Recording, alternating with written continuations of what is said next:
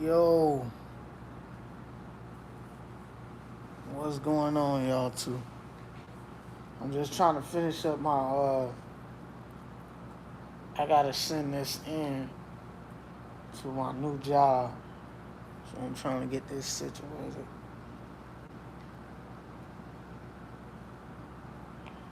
Okay, now, I need this real quick, y'all.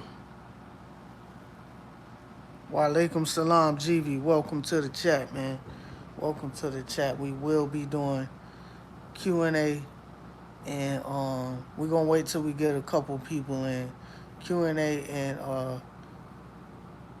we'll be reading the Quran as well. Asia, welcome to the chat. Welcome to the chat. All is well, Aki. All is well. I can't complain. I can't complain, man. It's been a good day. Just been busy trying to get this stuff done. Let me go to my Gmail.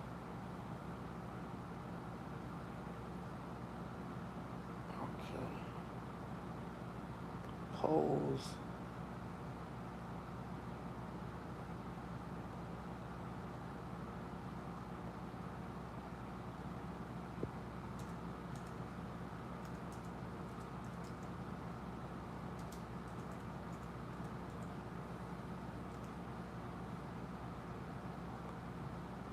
And then y'all give me 1 second, okay?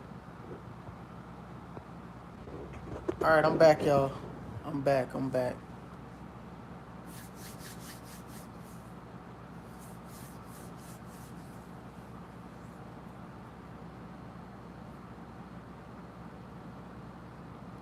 Let's go to my drives.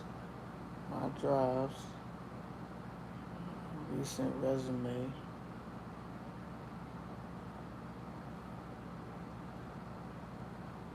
See what that is.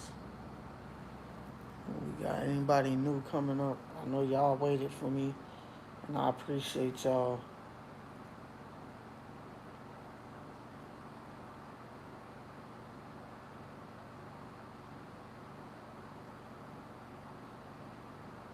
PDFs, come on. I know it's in here.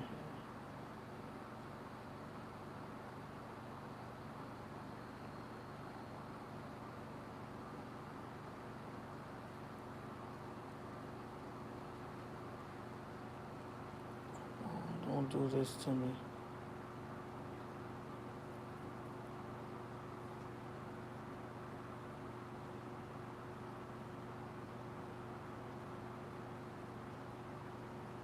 Gotta be in here. 26. It's the recent ones. Okay, now we got images up.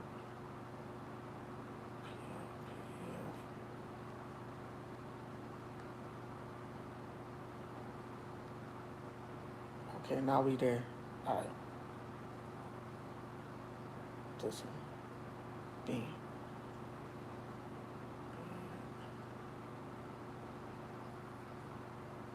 This file needs to be shared.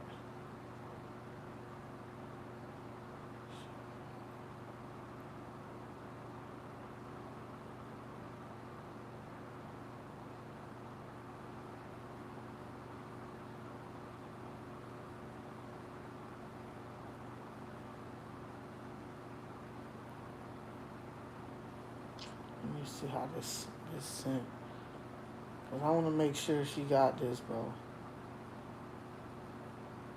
I gotta make sure she got this.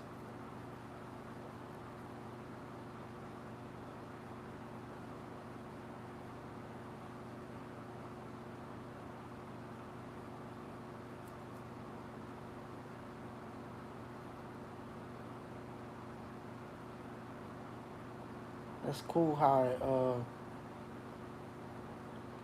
pulls up on my email that I'm on live. Alright, can y'all hear me?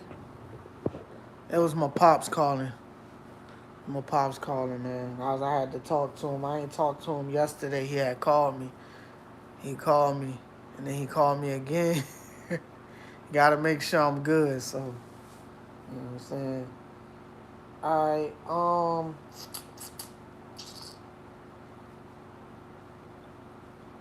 He is closer in his 80s, so I'm just trying to make sure I keep in touch with my boy.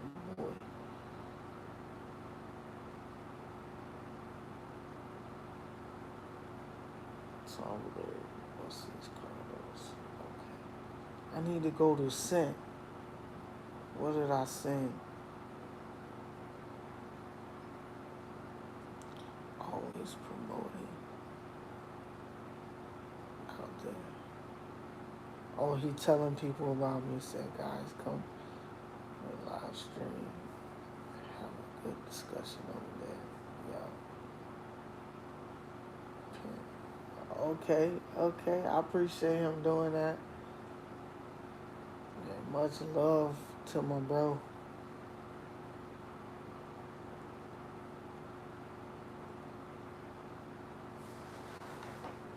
Y'all give me a second. Let me make this text over too.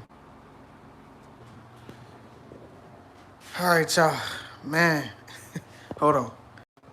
My bad, y'all, man. Good Lord. We trying to get me in there at this new job, man. Tomorrow I got a lot to do too, man. I got to do my TB shot. You know, when you're in the healthcare, you got to do your TB shot and stuff like that. So, all right. I need people in. It's 6 minutes in. We 6 minutes in. That's all right. That's okay. We're gonna be on a little late today because we off tomorrow. Um, I'm definitely gonna get a little good. I took me a good nap. I said a good night, a good nap. When I got home. What's going on, Destroyer? What up? What up? What up? It's your boy, Destroyer. What's going on, brother? I want to make sure that we get enough people in here so that we can start reading the Quran with a full amount of people. I don't know where Triple Dub is, but I'm gonna actually. He just emailed me, so let me go ahead and get on my email real quick. But how's y'all Monday going, man? How y'all Monday going? I mean, shoot, mine's been pretty smooth so far. Alhamdulillah.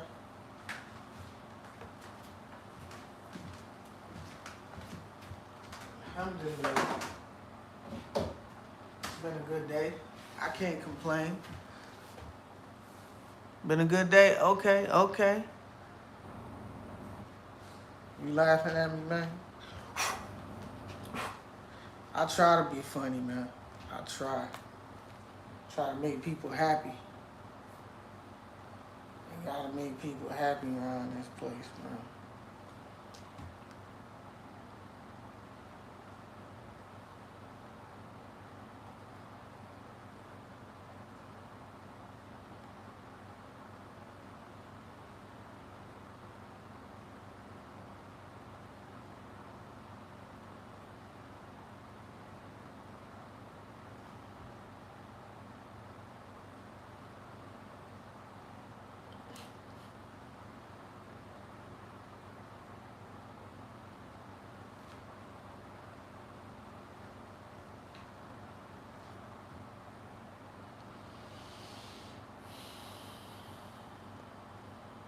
Oh, I still got my.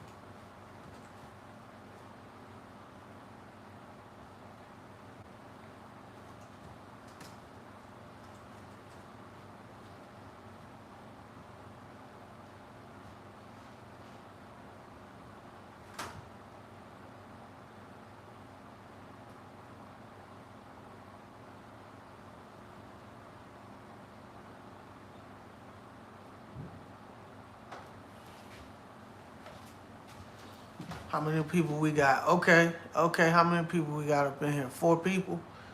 All right. We 10 minutes in. We got 4 people in. We about to read the Quran. We can do Q&A. New people come in. We're gonna do some Q&A. Get it in. All right. Appreciate y'all, man. Appreciate it. Let's get it. Let's get it going, man. Stop waiting.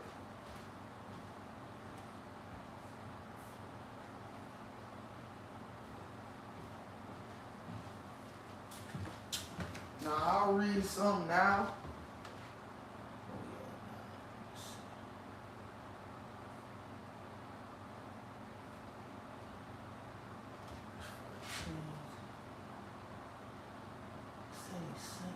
Something to me. Maybe I didn't get it. Oh, here it is.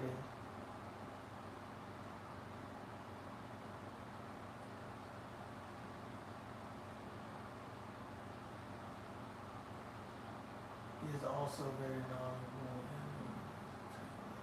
Okay. It speaks. Wait, he speaks.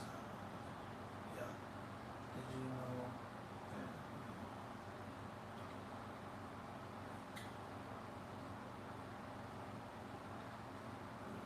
Before they could, they saw 2 people arguing.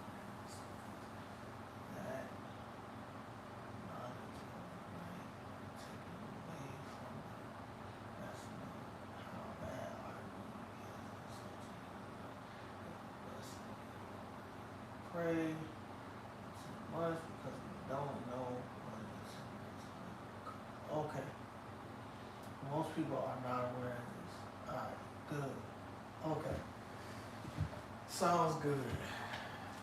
Alright, my guy GV, you still in the chat? You are officially a mod, man. If Triple Dub I trust you anyways because you come in my chat, but I done made you a moderator, my guy. Appreciate you for always being here, articulating and doing things the way you do it, man. You're much needed as my Muslim brother. Alright? Much needed. Now I can continue now.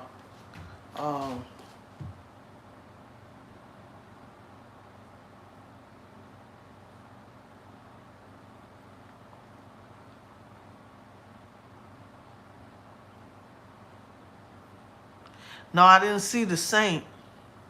He said if he was Iranian, he would target it Saudi and then.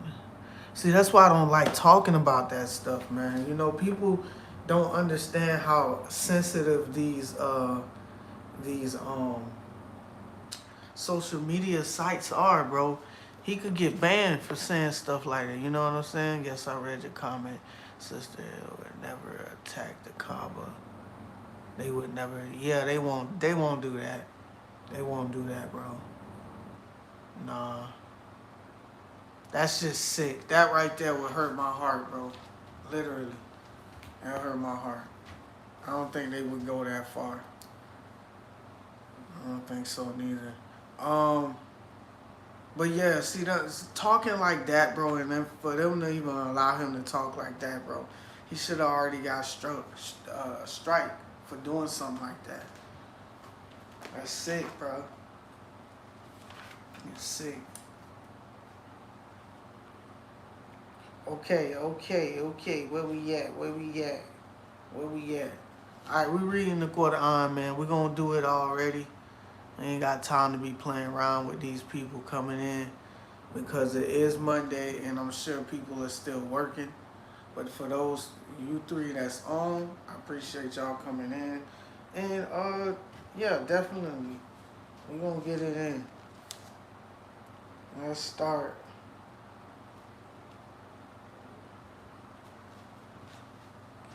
Alright, let me see.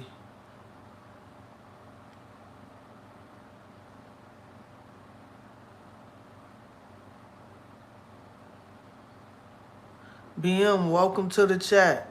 Double tap that screen.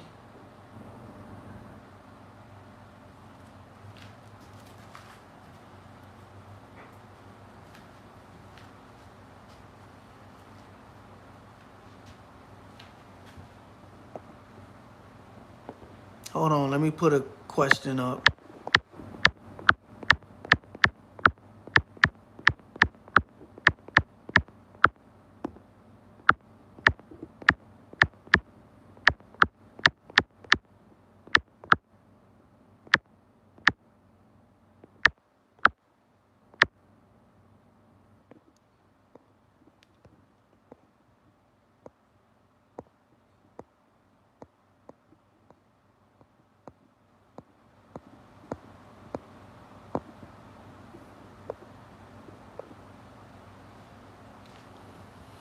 Okay, let's start. Let's get it. Let's get it crack-a-lacking, man. So we'll go here because I think we were resisting oppression.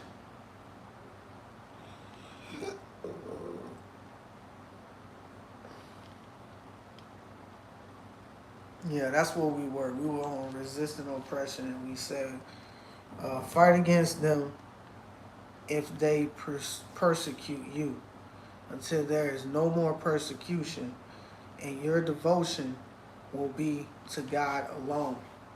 If they stop persecuting you, let there be hostility except against the aggressors. There will be retaliation in a sacred month for an offense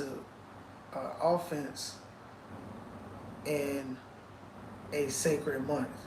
All violations will bring about retaliation. So if anyone attacks you, retaliate in the same manner, but be mindful of God and and know that God is with those mindful of him. Spend in the cause of God and do not let your own hands throw you into destruction by withholding and do good, for God certainly loves the good doers. And right now, this is Surah Al-Baqarah. We are on verse 196. Some pilgrimage rituals. Complete the pilgrimage and minor pilgrimage for God. But if prevented from proceeding, then offer whatever sacrificial animals you can afford, and do and do not shave your heads until the sacrificial animal reaches its destination. But if any of you is ill or has a scalp alignment,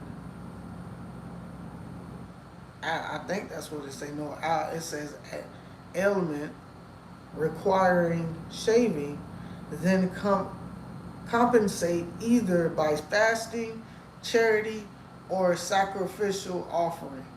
In times of peace, you may combine the pilgrimage and the minor pilgrimage, then make the sacrificial offering you can afford. Whoever cannot offer that offering, let them fast 3 days during pilgrimage and 7 after returning home, completing 10. These offerings are for those who do not live near the sacred house. And be mindful of God and know that God is severe in punishment. More pilgrimage rituals.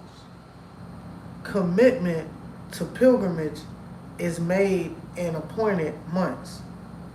Whoever commits to performing pilgrimage, let them stay away from intimate relations, foul language, and arguments during pilgrimage. Whatever good you do, God fully knows of it. Take necessary provisions for the journey. Surely the best provisions is righteousness. And be mindful of me, O people of reason. There is no blame on you for seeking the bounty of your Lord during this journey. When you return from Arafat, praise God near the sacred place and and praise him for having guided you, for surely before this guidance you were astray. Then go forth with the rest of the pilgrims and seek God's forgiveness. Surely God is all forgiving, most merciful. All right, my phone is about to die. Y'all give me a second. Let me put this on the charger. Jamal, what's going on, brother? Welcome to the chat. You have just got in. I appreciate you.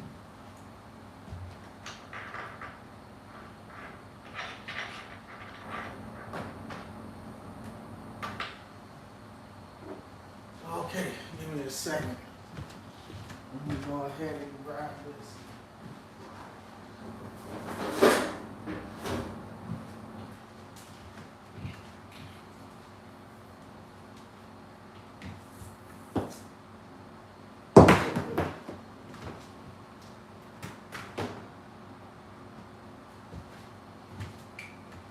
That way, we don't have to change algorithms because we don't let it die. You know what I mean? We'll let it play. All right, now we good. Charged up, ready to go. All right, where was I? Okay, we was on. Oh, people of reason, there is no blame on seeking on you for seeking. Okay, we already said that. And seeking God's forgiveness, surely God is all forgiving, most merciful. Praying for the best of both worlds. When you have fulfilled your sacred rites, sorry y'all, mouth dry. Praise God as you used to praise your forefathers before Islam, or even more passionately. There are some who say, "O Lord, grant us your bounties in this world," but they will have no share in the hereafter. Yet there are others who say, "O Lord, grant us the good of this world and the hereafter, and protect us from the torment of the fire." It is they who will receive a heavenly reward for the good they have done. Surely God is swift in reckoning.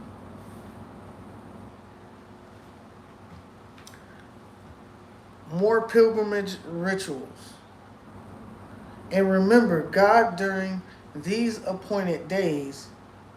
Whoever departs swiftly on the second day is not sinful, neither are those who stay behind till the third, seeking additional reward, so long as they are mindful of their Lord, and be mindful of God, and know that to him you will all be gathered. Those who spread mischief. There are some hypocrites who impress you with their views regarding worldly affairs and openly call upon God to witness what is in their hearts. Yet they are your worst adversaries.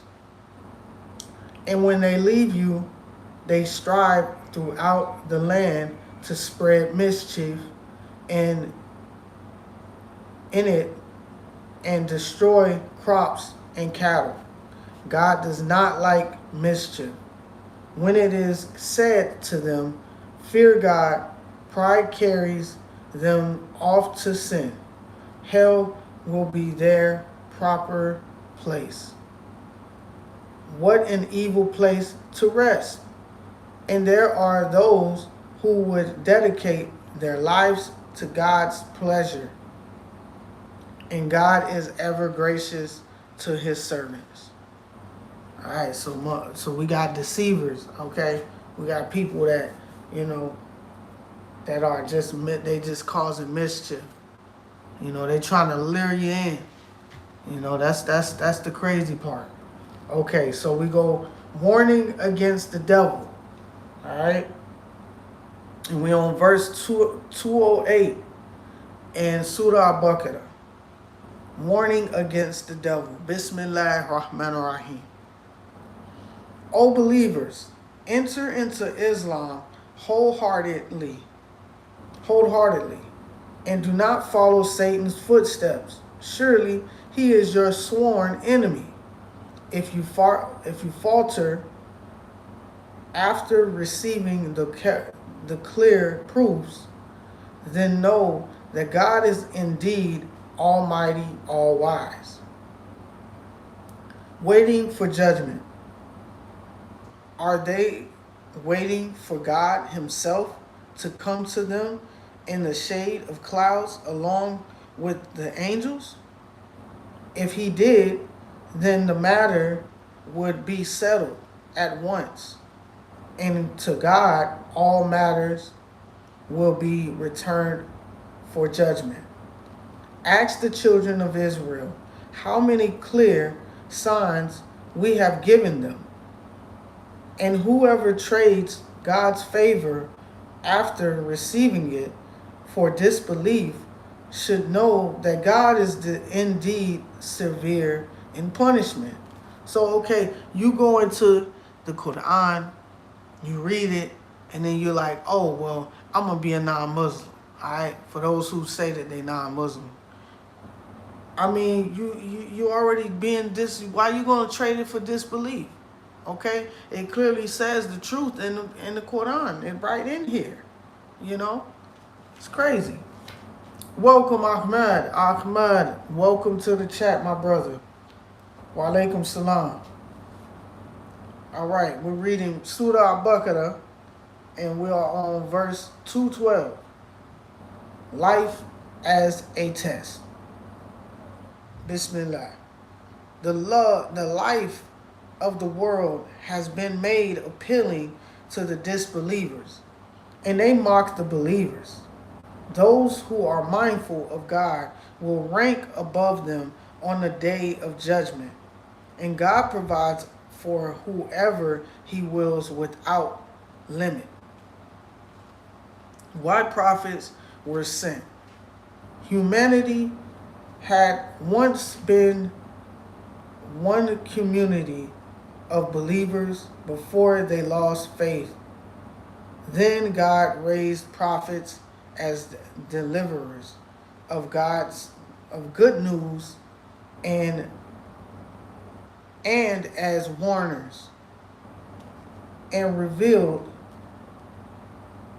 to them the scriptures and truth to judge among people regarding their disputes. And no one disputed the scriptures except the very people who received the after. Okay, I'm going to say it again.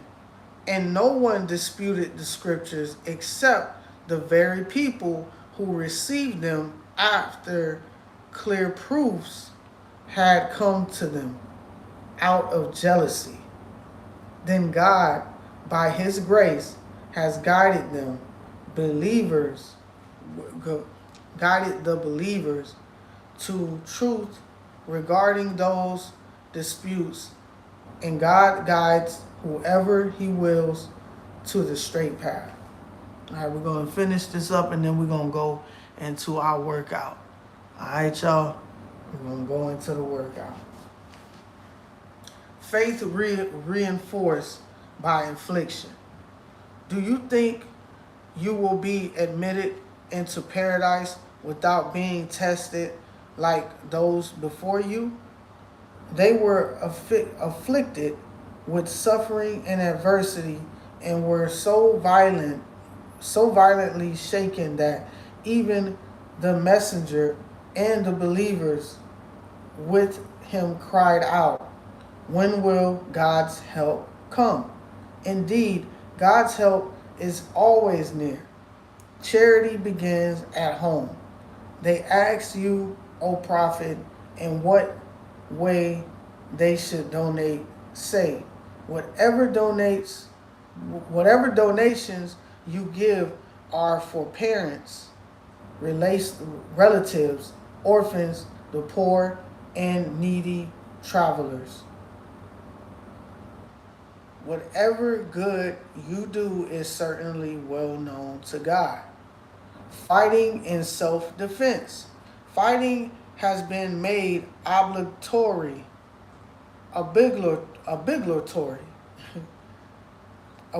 you believers. Though you dislike it, perhaps you dislike something which is good for you, and like something which is bad for you. God knows you do not know. That's a good verse because it's, you know. Fighting in the sacred months. They ask you, O prophet, about fighting in the sacred months. Say, fighting during these months is a great sin, but hindering others from a path of God, rejecting him, and expelling the worshippers from the sacred mosque is a greater sin in the sight of God, for persecution is a far worse than killing, than unaliving. And they will not stop fighting you until they turn away from your faith, if they can, and whoever among you renounce their own faith and denies a disbeliever, their deeds will become void in this life and in the hereafter. It is they who will be the residents of the fire. They will be there forever. Alhamdulillah. All right, we're going to stop here. All right, because we got to get into this workout. But I will continue.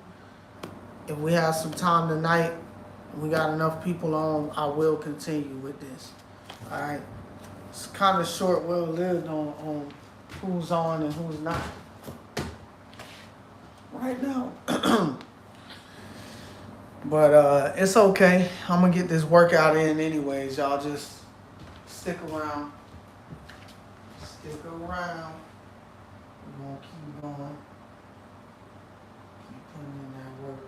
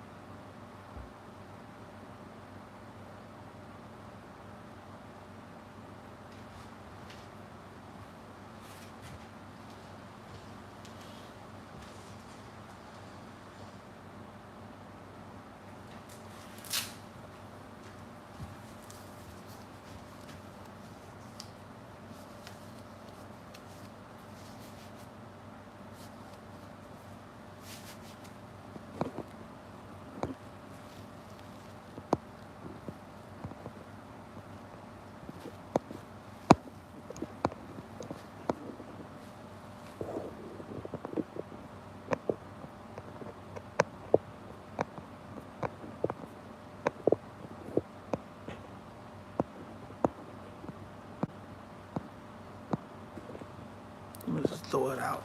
Throw it out, man. Right, let's get this workout in, man. Let's see. Turn it so we can see. I can see y'all.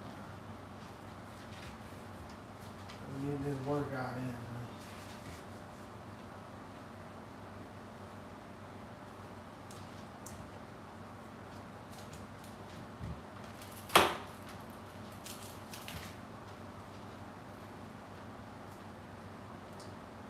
I'm gonna warm up with some with 10 burpees. All right. Warm up with 10 burpees, and we'll get into these jump ropes.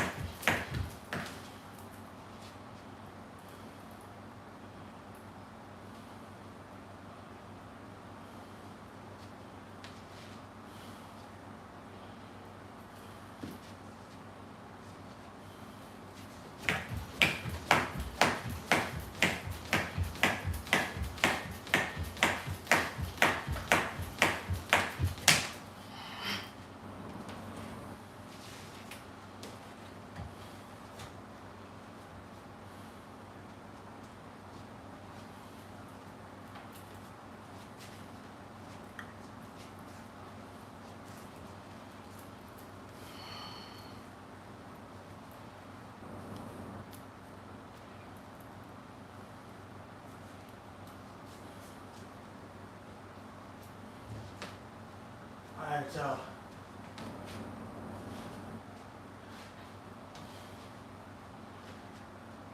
I gotta move my wrist. I think that's why I'm messing up.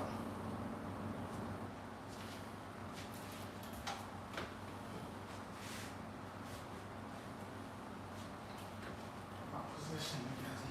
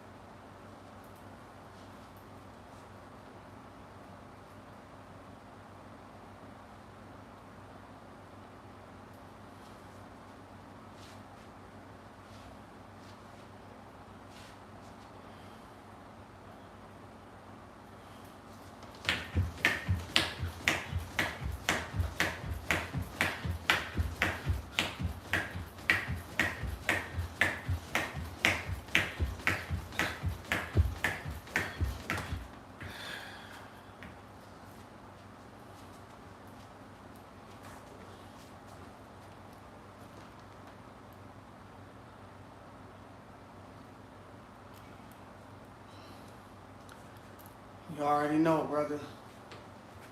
Even if I'm hitting myself in the head, brother, I still find a way to get it done. Still find a way to get it done, bro. Now we back on our blurts.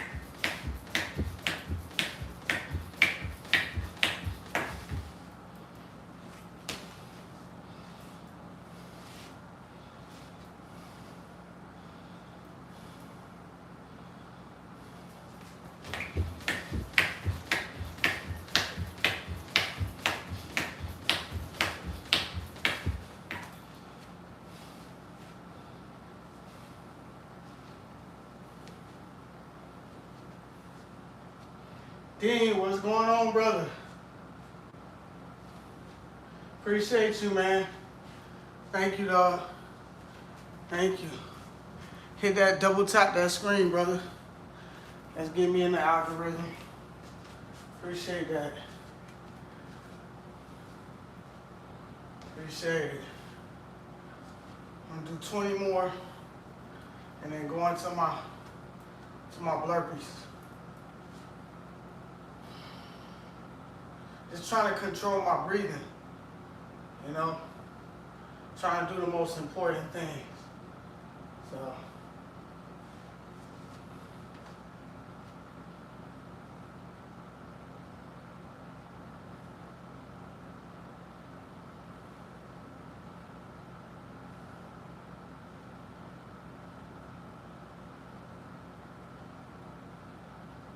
absolutely. Absolutely, GB. They should help you, brother. Understanding something I refuted. Yeah. All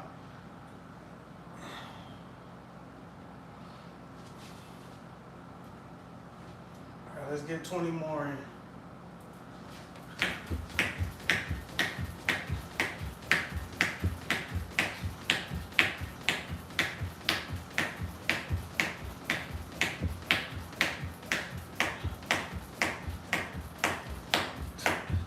Did 30.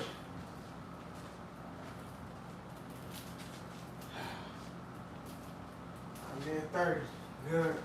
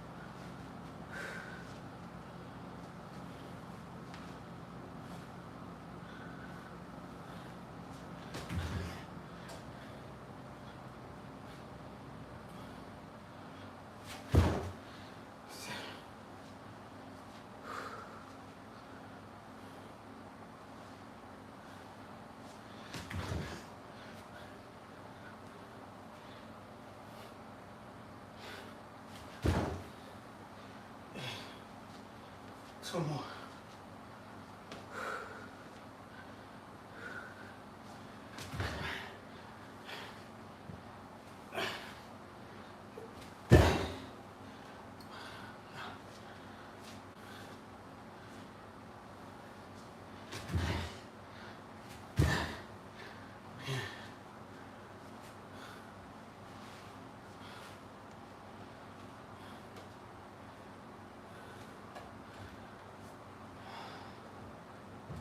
Welcome to the chat, Ali, Osama, welcome.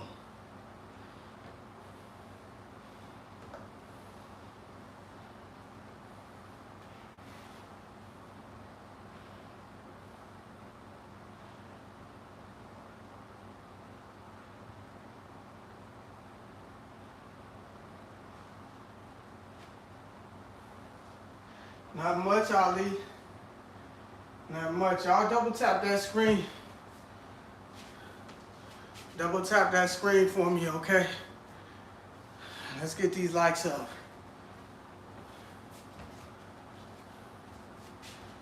Let's get these likes up, y'all.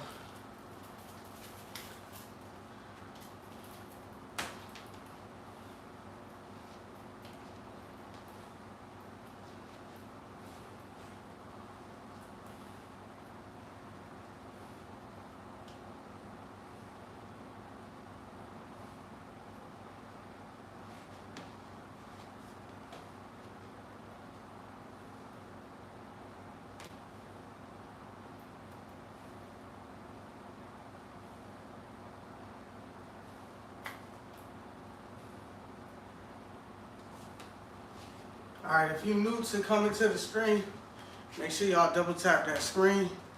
All right, we still getting it in. Prayer is about to start soon, probably in like 2 or 3 minutes, but I'm gonna have to break my fast. So I'm trying to get my last bit in with jump rope and burpees. All right. Y'all hit that like, man. Double tap that screen for me.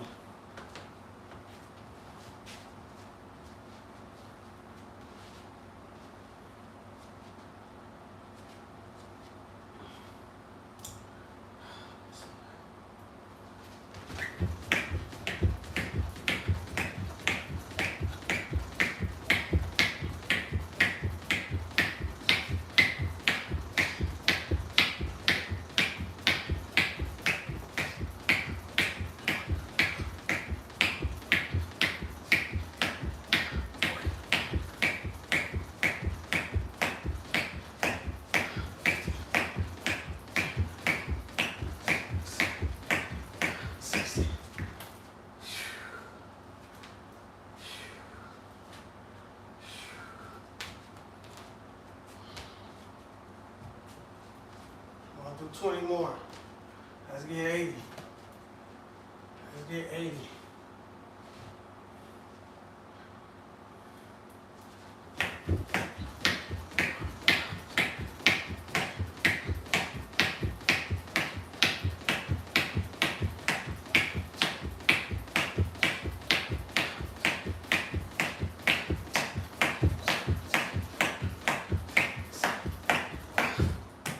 Come on, one more.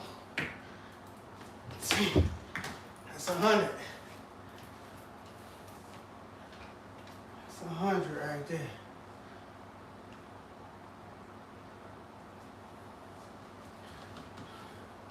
Look, I love that conversation y'all having in the chat, man. That's it, man. That's it. That's the type of connections we need in the chat.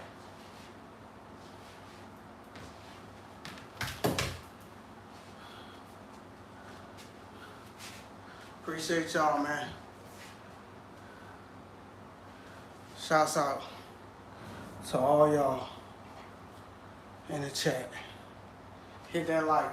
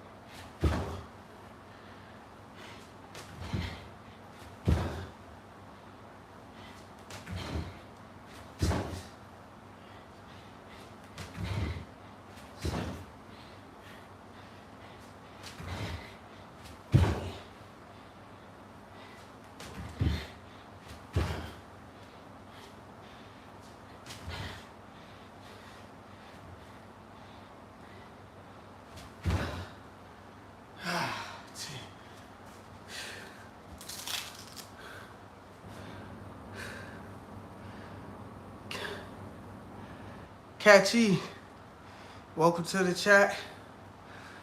Go ahead and double tap that screen, brother. Hit that like for me. Hit that like.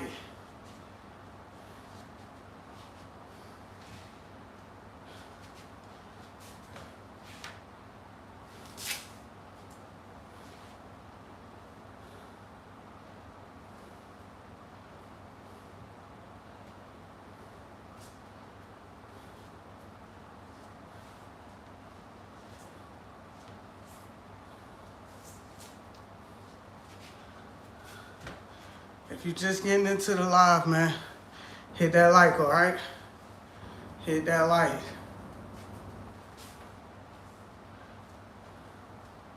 I know I say it 1,000 times, but I want us to be in that, I want us to get into that algorithm.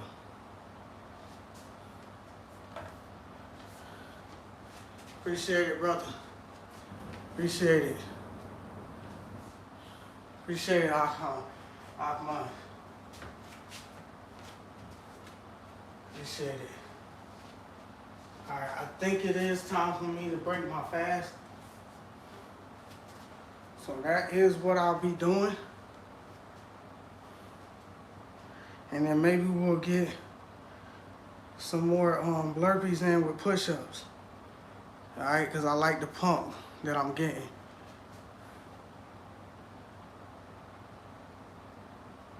I like the pump that I'm getting. All right. All right, so we like 3 minutes in. All right. Hey, GV, welcome. Hey, brother, look out for me on those, you know, the newcomers that come in. But yeah, if you put now, like and comment on here. Yes, the resume is good. Oh, she like it. All right, good, perfect. She liked the resume. Perfect. She said it's good. Oh, yeah. True story. All right, y'all. So, GV, okay, I appreciate you, bro. If you want to put like, subscribe in the bottom, I'll pin it. All right.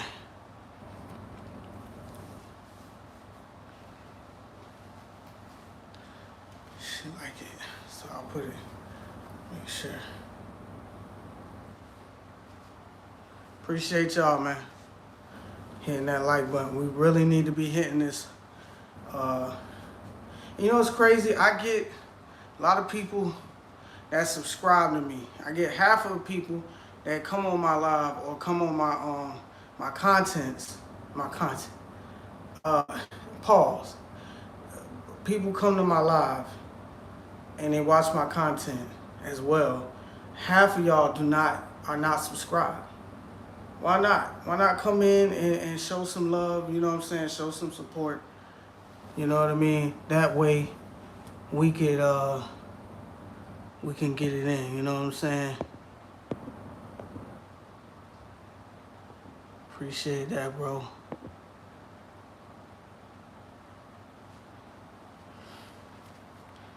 So why not do that? All right? It's free. It's free to subscribe. It's free to like. All right? We're just trying to build this channel up so that we can connect, so I can start doing more with my videos, going out, you know what I mean? Maybe going out of the state, out of the country, doing some videos where I'm like, you know what I'm saying, eating new foods, you know, connecting with new people. And I do it for the sake of Allah subhanahu wa ta'ala. And I do it to connect with you guys, you know what I mean? So I want to be able to do that. And I also want to be able to give back and give to the needy. Give to those in Gaza and in Sudan and you know what I'm saying, and all these other places, bro. So y'all get me there, and I'll be able to sponsor the good stuff the things that we need to sponsor, so that you know, we can get what do they say, the Sugar Judea? I don't know what that is, but it sounds nice. Sugar Judea. But I know it has all the things of giving. uh, but yeah, the best thing we could do is give, you know, not just with money, but with love, with smiles, with the right positivity of communication. All right, all right. Let me go break my fast with a date and some water, and then do my prayer.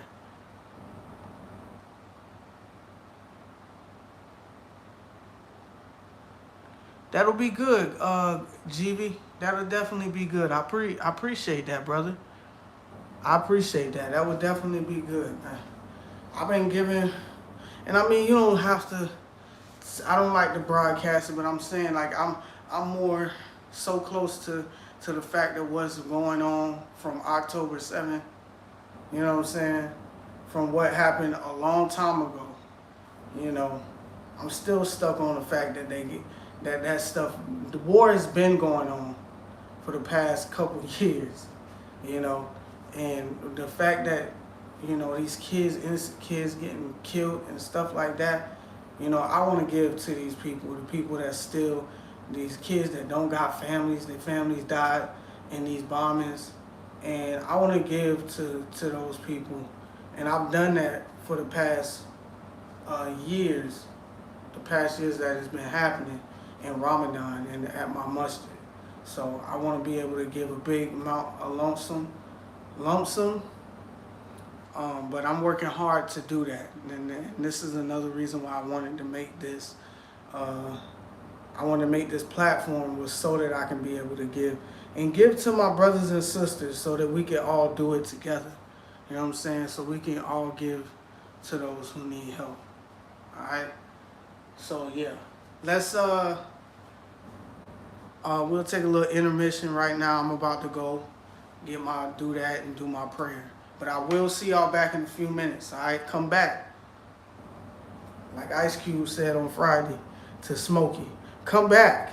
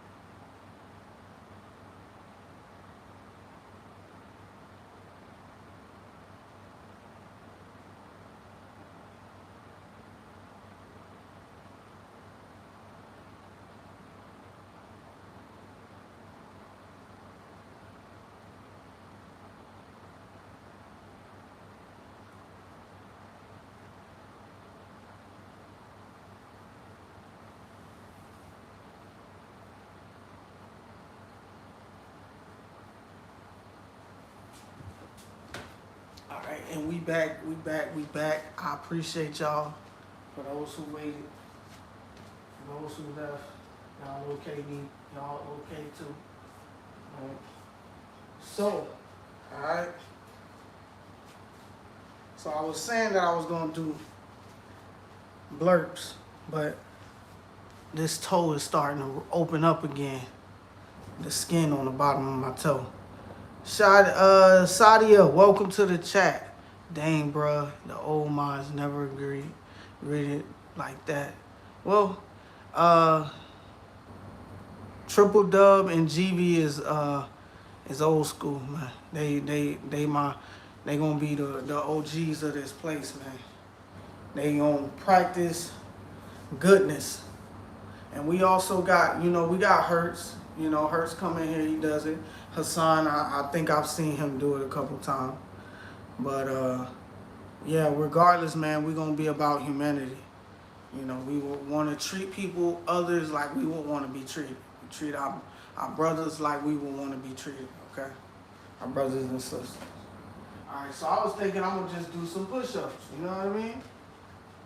I'm going to get a couple push-ups in, but I'm going to show y'all something because I don't know who all's in here. I don't know if Jamal going to be in here. I don't know who else is in here. And once y'all swipe, y'all see my face, y'all know I'm on. All right. Yeah. True story. There you is, brother. All right. So we're going to do some push-ups, but I want to get... So I was watching this guy. I watched this... he was like a 56-year-old dude. He looked like he 30. He just had a great little beard. And he was explaining how to do push-ups. And I didn't know that you can't have your thumbs on the ground. Similar to Carlos's cat. Saudi. Your photos similar to Carlos's cat. My cat got brown and got like a brindle face. Alright, so we're gonna do these. I'm gonna show you the push-ups though. So I learned, this is how I learned. I learned you gotta beat up here, and then you gotta get your hands here, right here. And then, this is a regular push-up here. So, I'm gonna go with the regular push-up. Let's see how we do. Tuck it in, and we go in.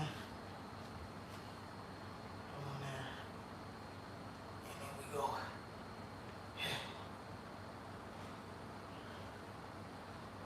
Alright, let's try to get it. And these are the short variations. And get those pumps.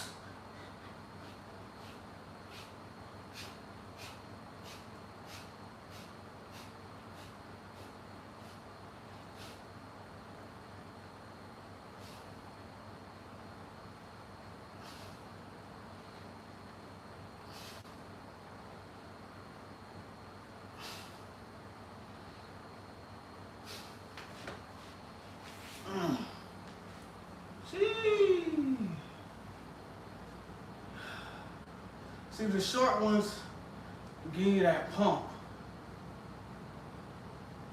They give you that pump when you do the short variations. Make sure you don't lean so much on your thumbs. Don't lean on your thumbs at all. Just make sure your thumbs are not. You want to make sure you're pushing off on the areas of your hand. You don't want to push up on your whole hand because you hurt your wrist. So that was something I learned as well. So makes it much easier to do your push-ups. It's tough at first, but once you actually get it, because I had to think about that too. I was like, man, it's kind of more easy. And I can feel that pump right here. So I learned that if you want a good pump, a good, like, you know what I'm saying? You get short variations, and that pumps the muscles real good. and then you do the long, you know what I'm saying? Those right there get you in there.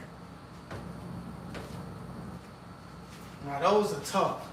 Small as I can do those, I can do those all day. You know what I mean? I think when he said you do wides, you keep your feet up and your back like this. And then you go in.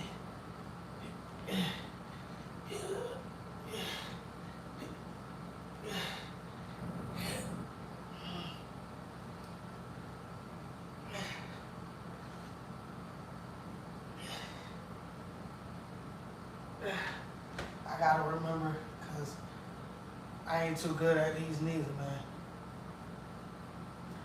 So as I'm teaching y'all, I'm learning myself. I ain't gonna lie to you. But I'm gonna get back to these. I'm gonna do some more of these pumps right here.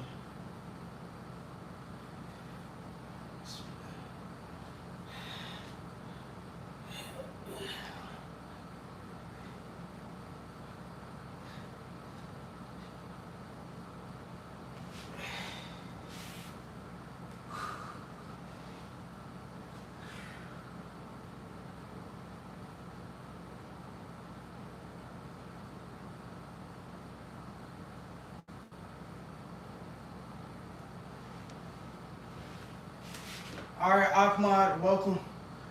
I'm glad you came, man. Appreciate you. Have a good one.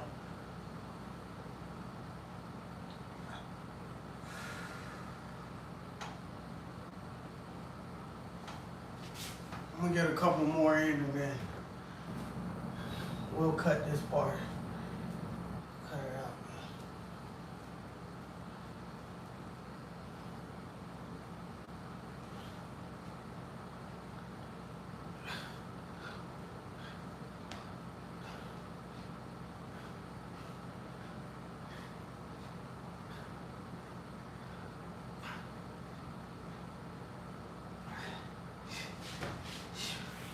Whew. Oh, man.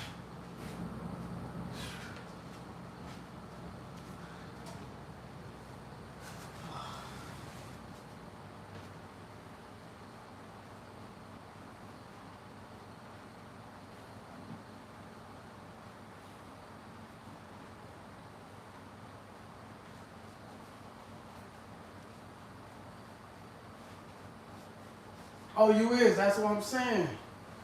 It really works.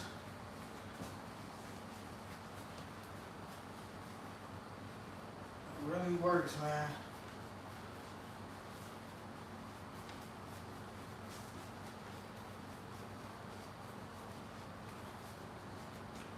And you'll feel it. I already feel it, man. I feel like I want to do some more.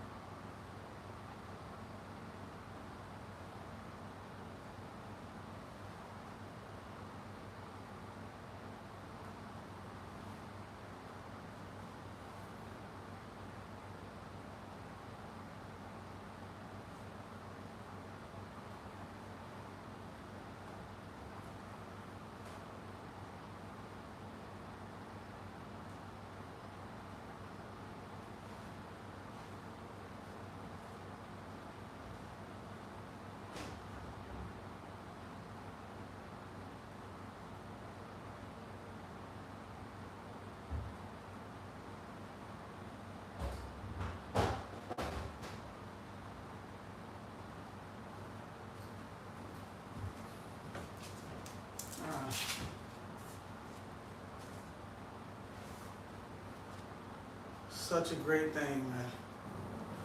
Learning something new. I feel like doing more, man.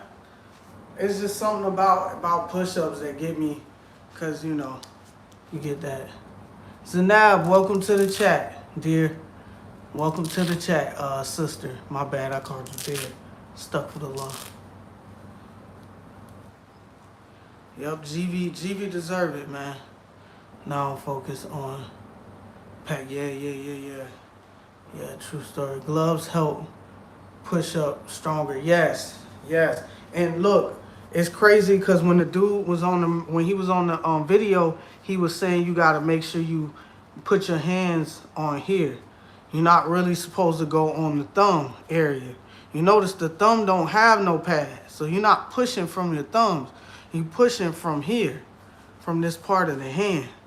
You know what I mean? You don't when you putting so much tension on the thumbs and the fingers, you putting a lot of yourself at risk for a wrist injury. Okay? And when he said that, I said, man, that makes a whole lot of sense. So I'm about to do a little bit more, brother. I'm gonna get it in real quick, and I'm gonna do like I see like usually I do like regulars. I go like this. I go like this.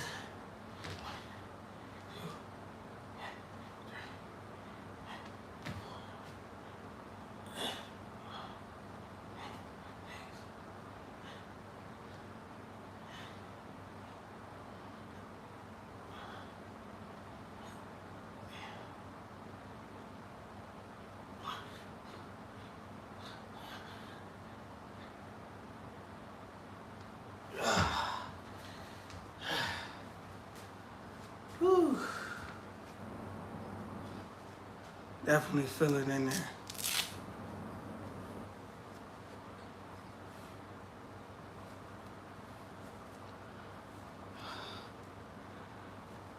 I know I'm probably gonna want to get some gains in after Ramadan because I know I like to eat. So I'll probably be getting in more like my dumbbells. Start bringing those out. We'll be doing those type of workouts. Um, we'll try to do what we can. You know what I mean? I'll push in on that. But I'm gonna go and use the bathroom real quick.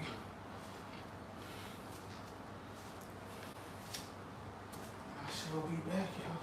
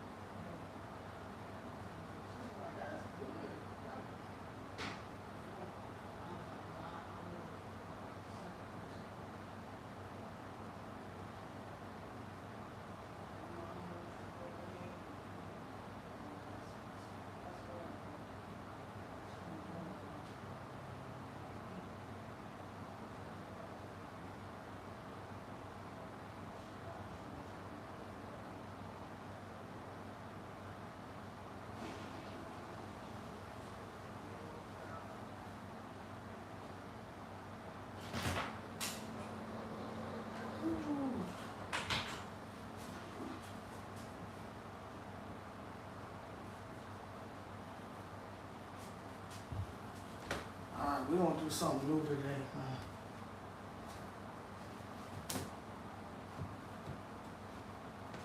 Alright, I'm gonna get that Quran. I got the Quran over there. We're gonna be doing the Quran reading.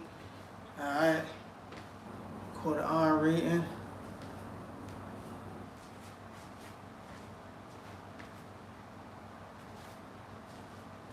Where's that? What's it called?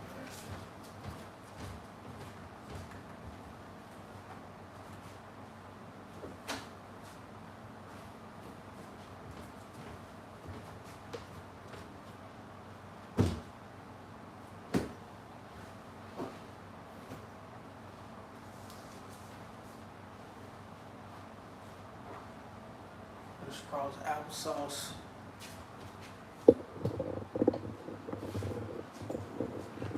Marguerite over here.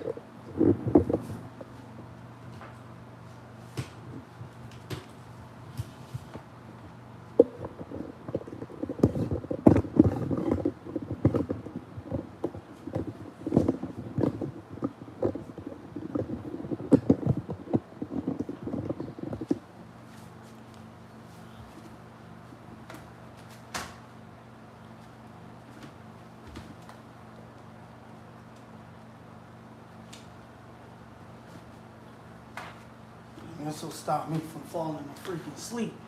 But I ain't even really sleepy. You know what I'm saying? I'm not even sleepy right now. But, you know what? Because I feel like y'all ain't going to be able to just see me like that. So, we'll go in a little bit more, like right about here.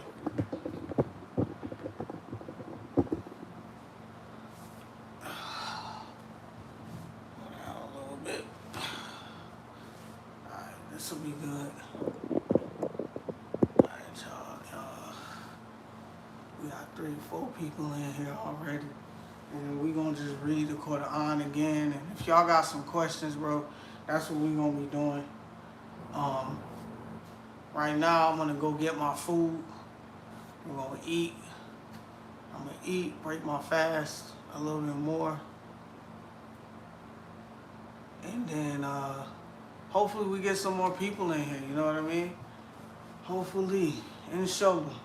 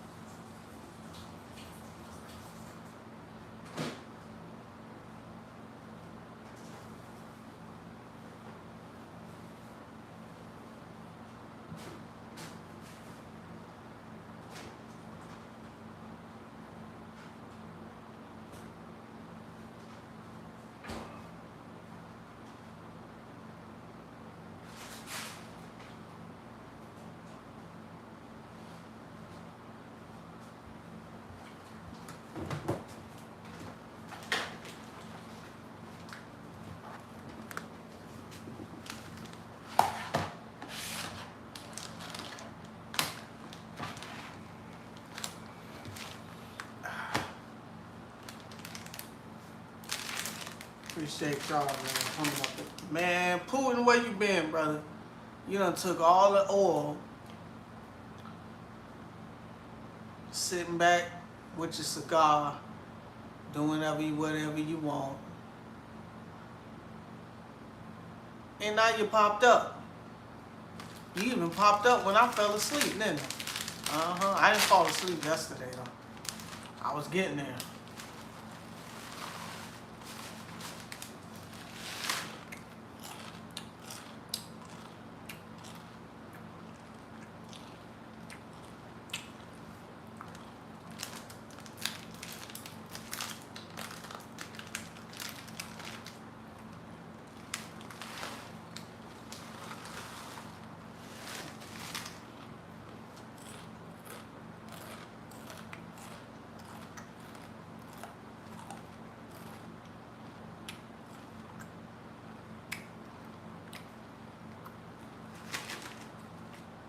It's funny because Trump think you his friend.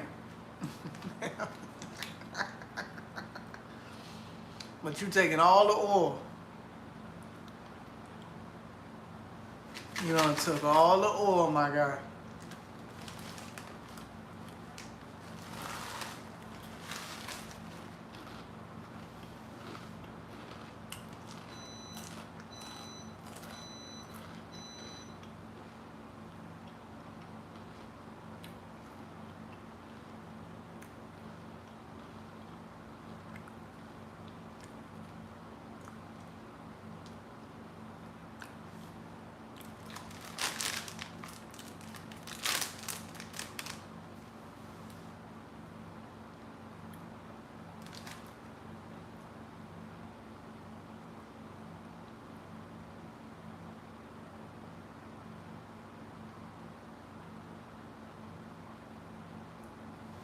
So,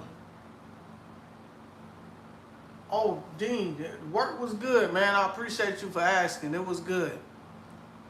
It was okay, man. It's still saying everybody now. I guess since I have put in my 2 weeks, they yapping around, telling the manager, telling everybody that's my last.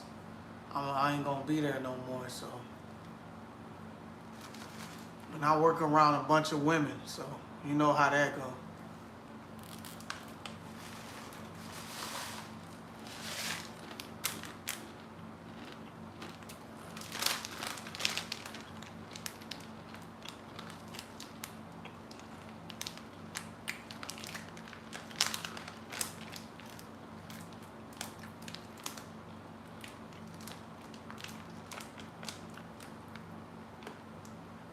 Mr. Putin,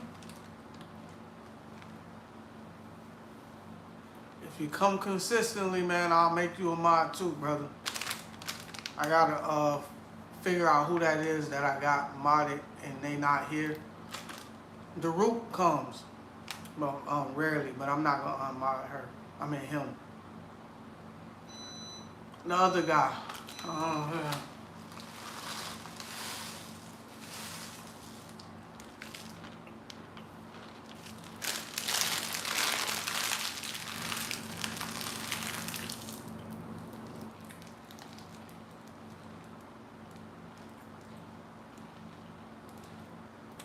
Hassan back.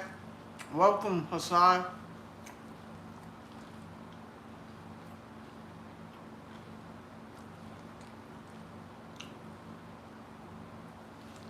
Welcome, Hassan. Welcome.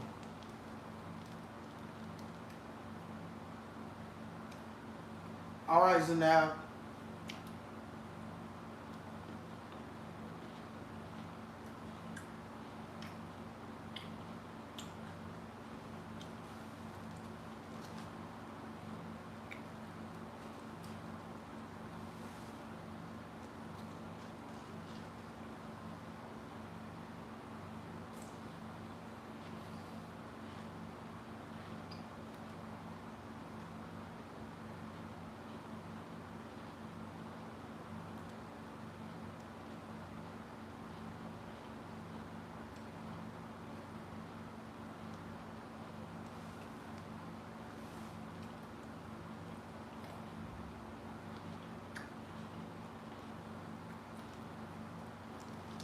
Hope all is well, Hassan.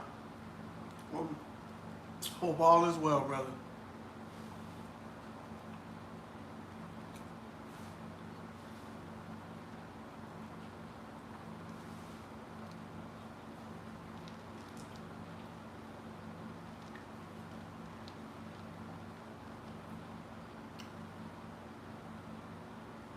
It's not too bad, brother.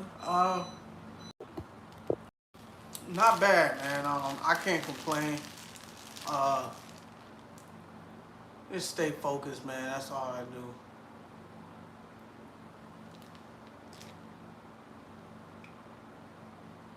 Oh, that's perfect, Hassan. Absolutely. I'll do that tonight.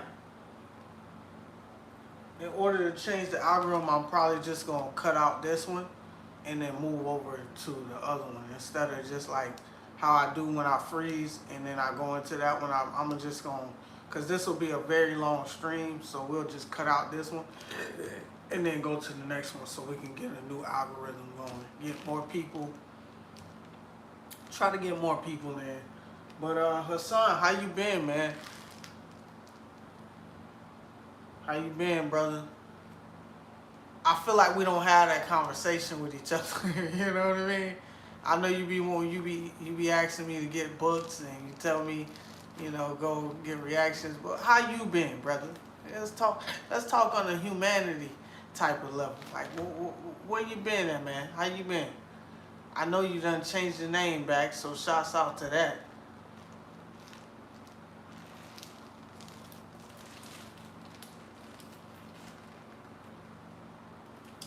Okay. Sounds good, brother. Sounds good. Sounds good, bro. Alhamdulillah. Alhamdulillah.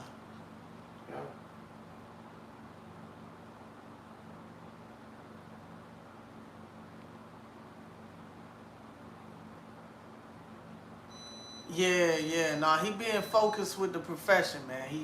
He like a security guard, man. You know how them security guards in England. I don't know how they. You know the one with the big hats and stuff. They just be standing there and they don't say nothing. They just be standing there. You can't get them to do nothing. They just. That's kind of how I feel like he is in the chat. You know. I know he there when he there and he want to speak to me. He'll tell me, "Where's Triple Dub?" You know. So I know he there, man. That's my brother right there. He look out for me as my day one mod. So y'all shouts out to Hassan because he look out for me. When all the stragglers come in here and all the trolleys come in here, he fling them up out of here. So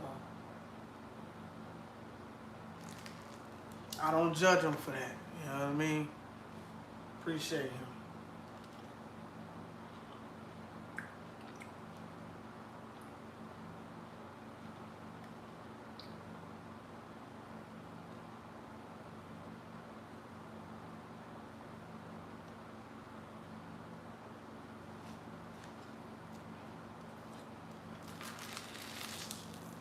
I'm gonna go get my food and I gotta do what I do.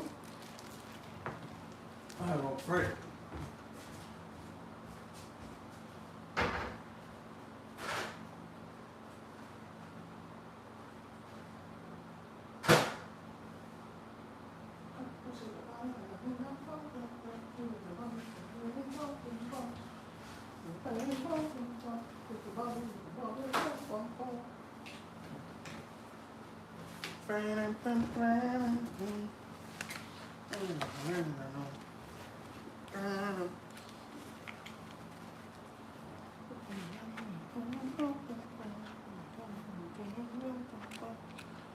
We got beans. We got pasta with red sauce and some shrimp, garlic parsley shrimp with parsley on it, and then we got 2 rolls. All right, bismillah.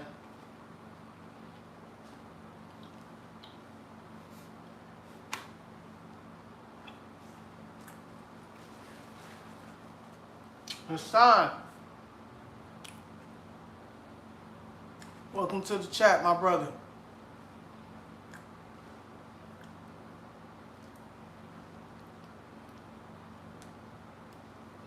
Welcome to the chat.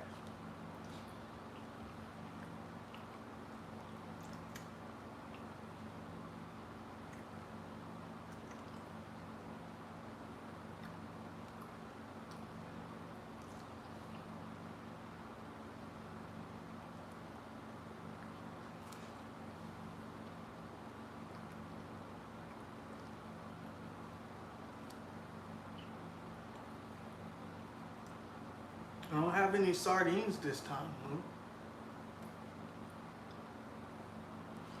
I'm sorry. I know you're smelling for it, but it's not there.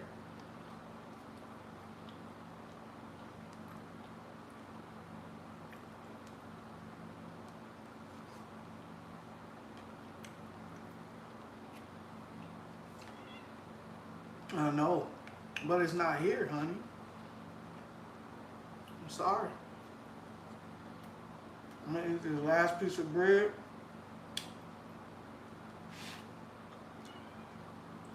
Yeah, but you got food, baby.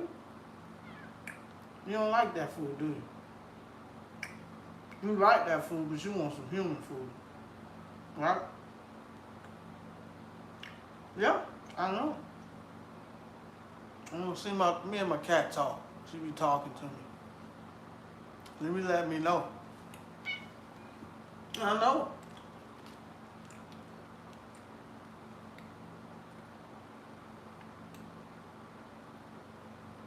Here, I give you a piece of shrimp, okay? You want shrimp? Yeah? You want a piece of shrimp? No? Yeah? No.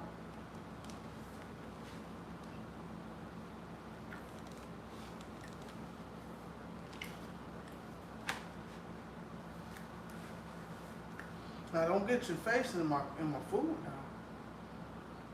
You gotta back up.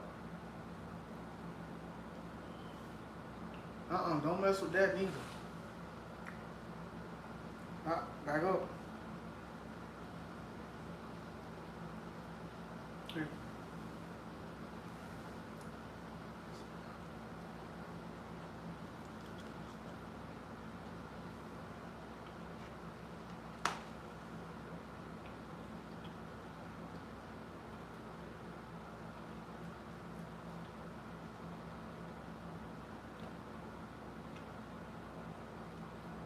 Usually ain't get up out of here with that craziness, man.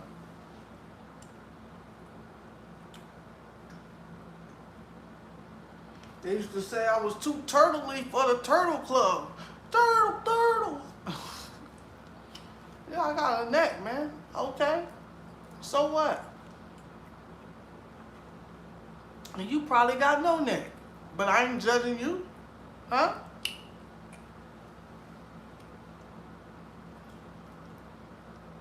Let me be, brother.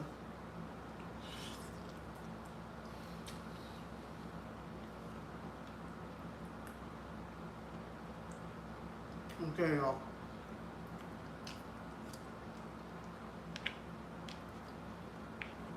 I want to come back and enjoy my food, so.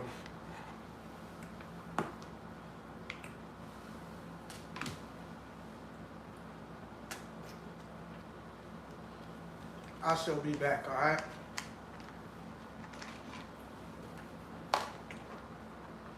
Another intermission.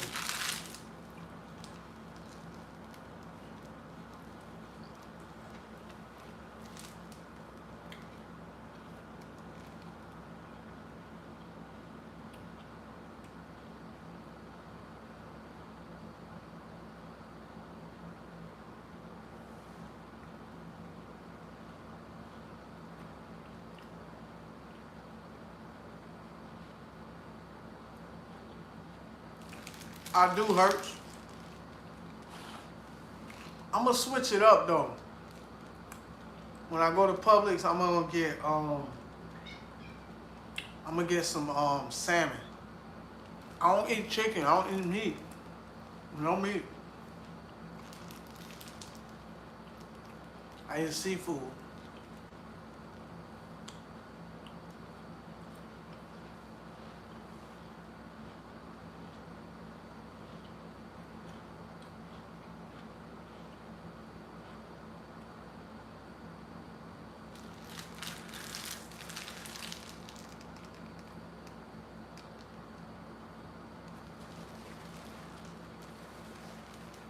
It is, man.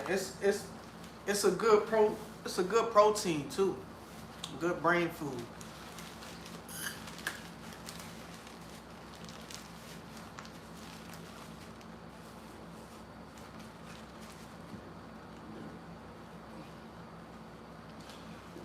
Yeah, you right. You right, brother.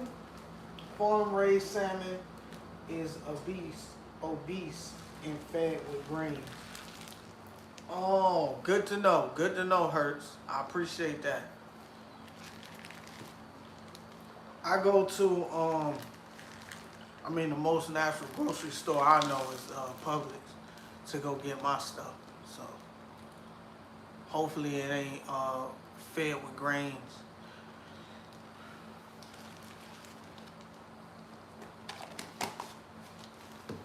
Man, do not leave my food on the ground here, so I'm going to pray. And you know what? I need to cause I gotta do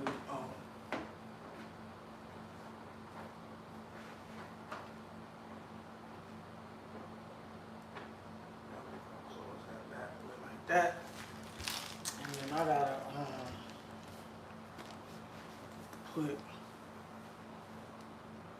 put in this application. Probably easy peasy application for $some. Give me a second. I just needed her what you call it.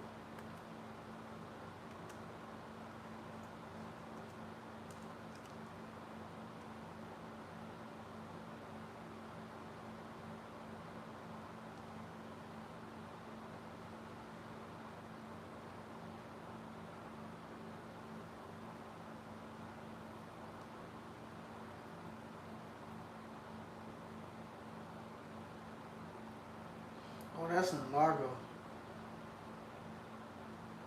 You'll be on call, brother.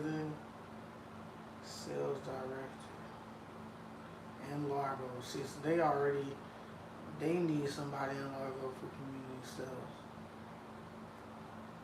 They still looking for somebody for that. Where is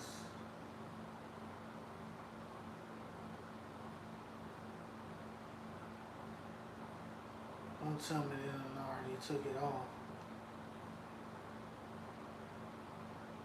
Not in oh my goodness, hope not.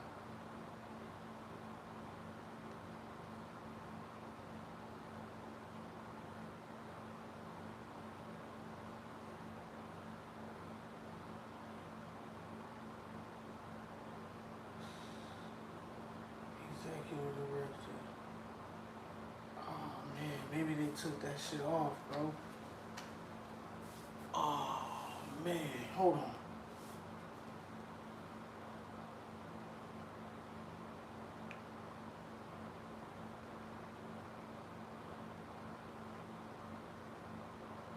They posted the one for Largo. They didn't post the one for Florida. Hold on. Let's look on Google Chrome. Cause when I looked at it, or they posted it for Largo, they didn't post it for unless she want me to just put. Let me see. Indeed search. Indeed.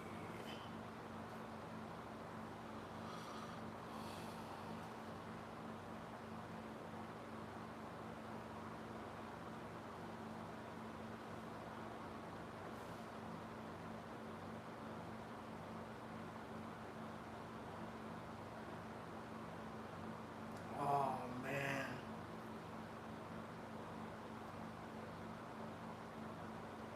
It's gone. They took it off. I gotta let her know before she damn dog. Y'all give me a second, man. Let me 1 second, y'all. Okay, I'm back, y'all. Alright.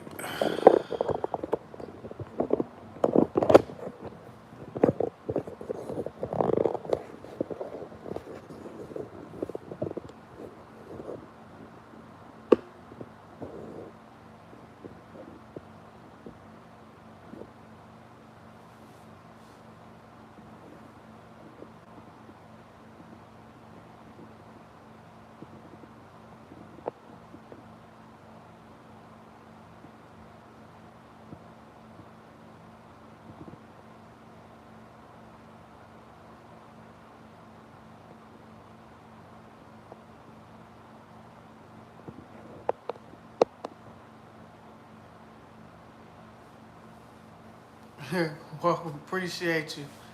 Appreciate it. I had to let the I would say my boss. I wouldn't say my boss, but then I would. But Dean, what's up, brother?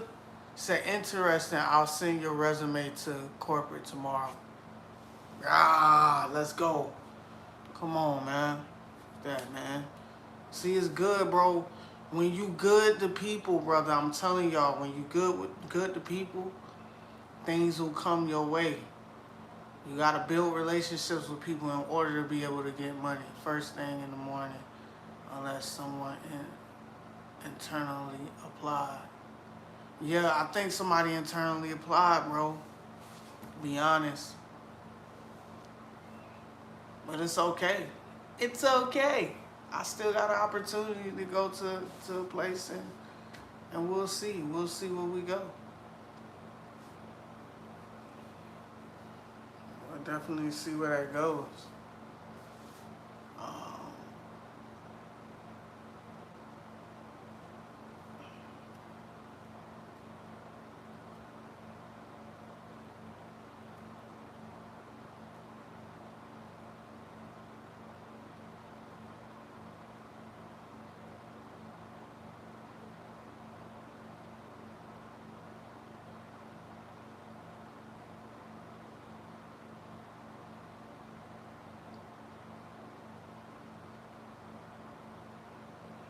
Putin left. I don't know where he went. He'll be back. He had to go gather that oil. He had to gather that oil, man. When when you Carlos sleep? You said when do I sleep? Sometimes I go to sleep around like 10:30, 11 o'clock.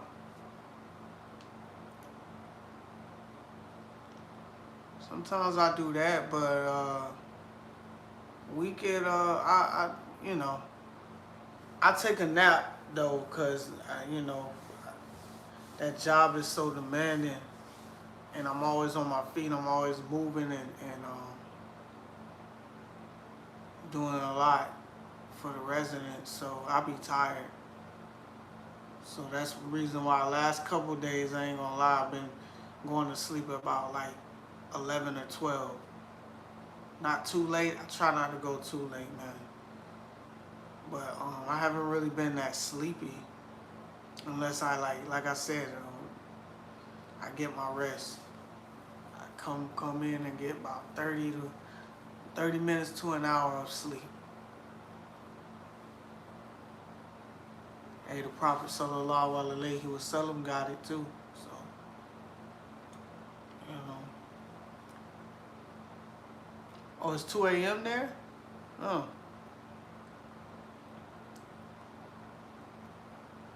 mashallah.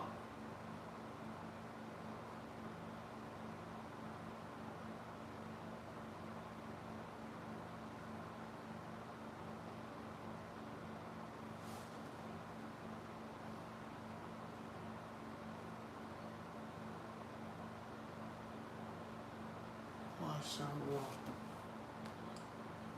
Alright, y'all. I'm pulling back. I really gotta go do this.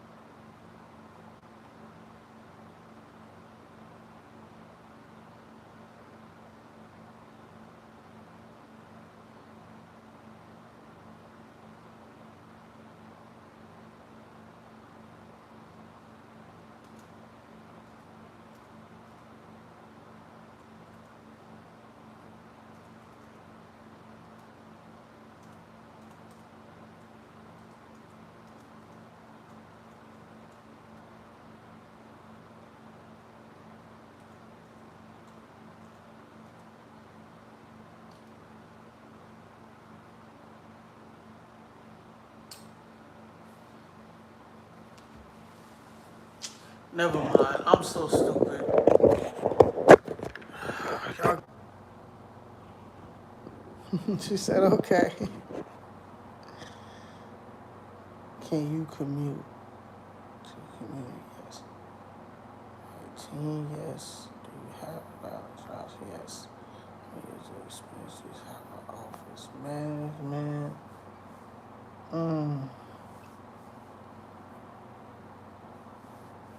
I hate to put zero because I don't want them to be like, oh, he don't know what he's doing. And they don't want to put somebody in that position that know what they're doing. I'm just being honest. I'm not going to lie. Oh, I got years of experience. Do you have experience with office management and healthcare setting, such as assistant?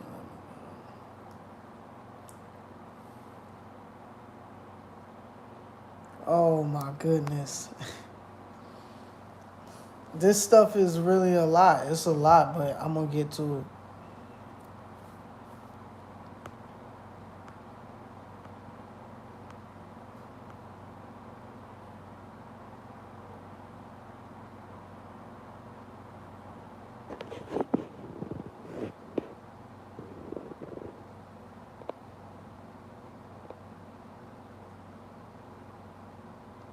I don't know, Dean. They found out I was gonna go pray, but I had stopped real quick to make a text on my phone, and now I'm trying to take care of this stuff right here.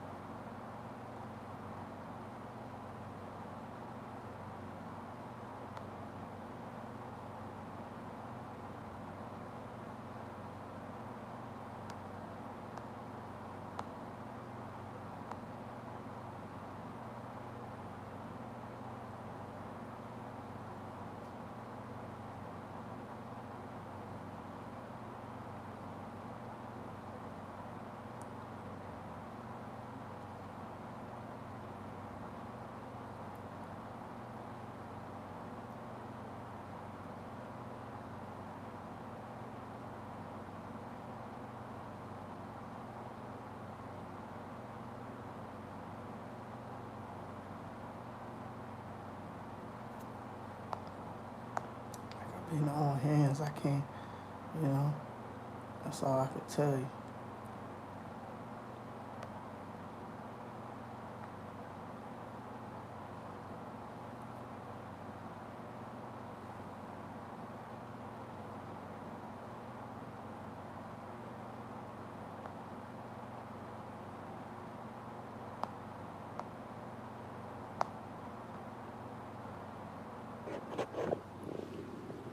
Okay, we getting some people back in here now.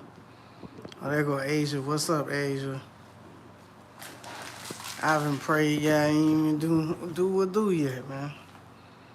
That's why I'm tripping at, because I had to get this. Make sure I put in this application because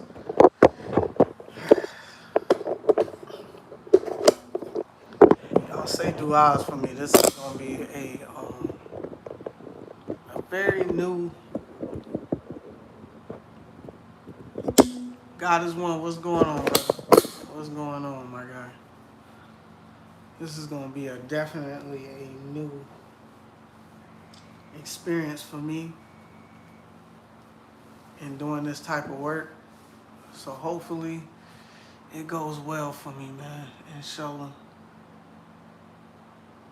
Said the chat is glitching.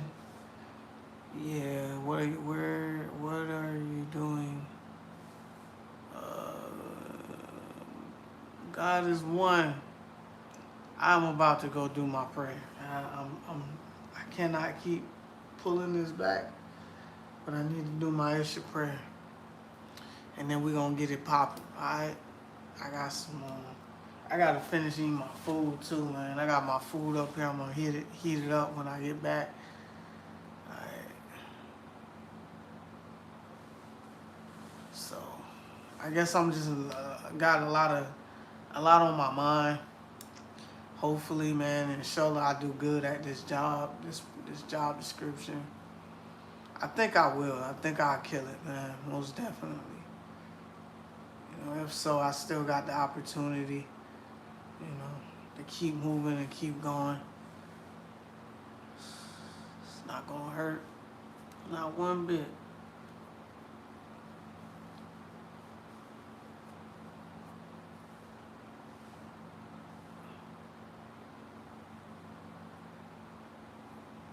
Have tawakkul, Carlos, my man. Yes, sir. I got you. I got you. I think it's just a natural feeling. But hopefully, all is well, everything go well. You know what I mean? I'm gonna pour this down some. Yeah, yeah. Hopefully everything go well with this. Yeah, I mean, go well. Alhamdulillah, man. Alhamdulillah, y'all new to the stream. Double tap that screen.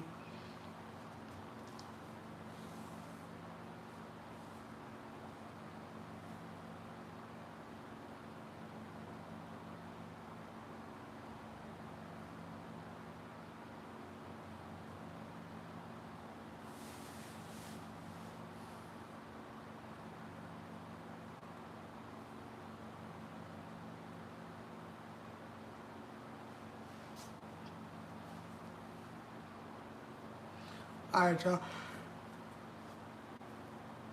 Y'all give me a second, okay?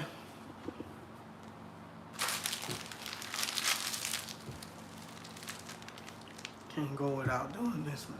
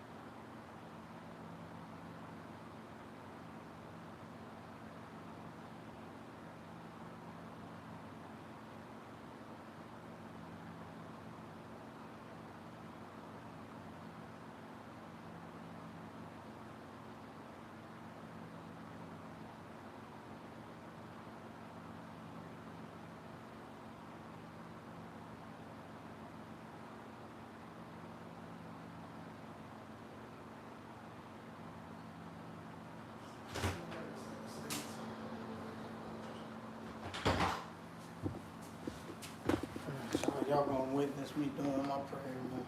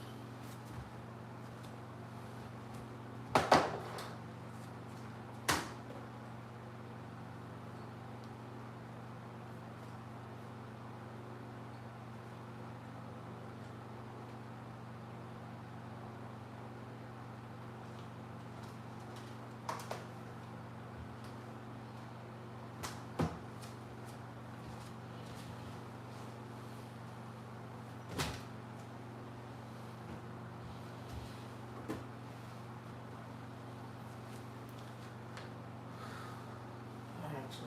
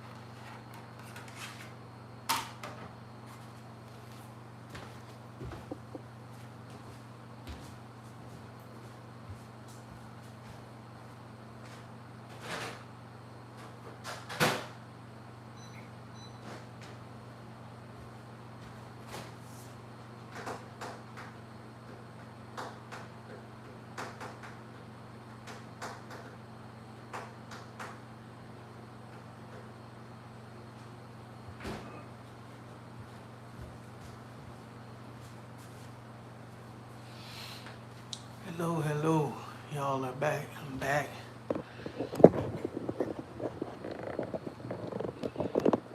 I am back. In effect.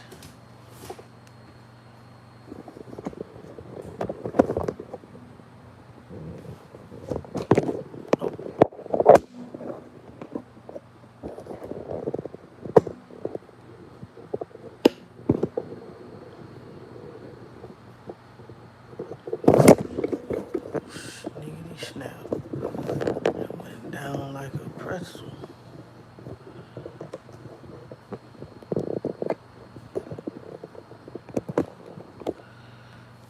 Okay.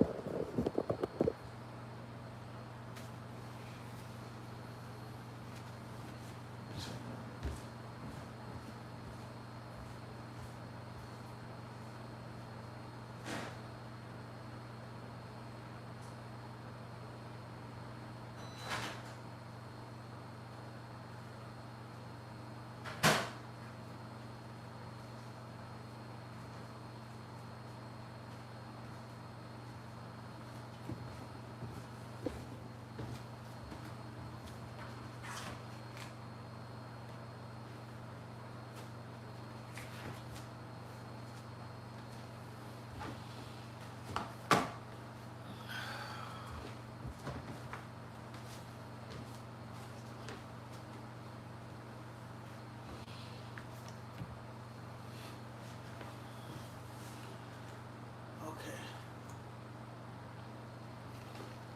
I can't see y'all.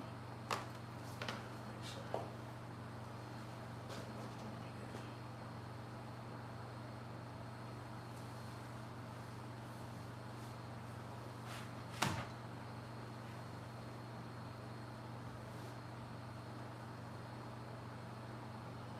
What did I say?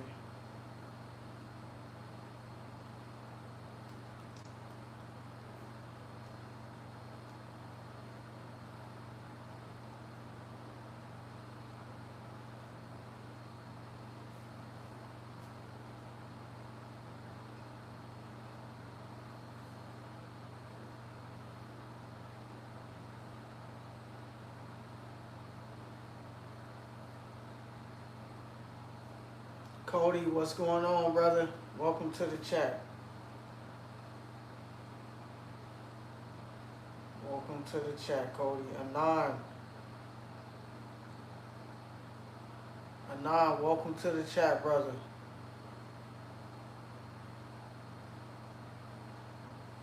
Welcome, welcome, welcome.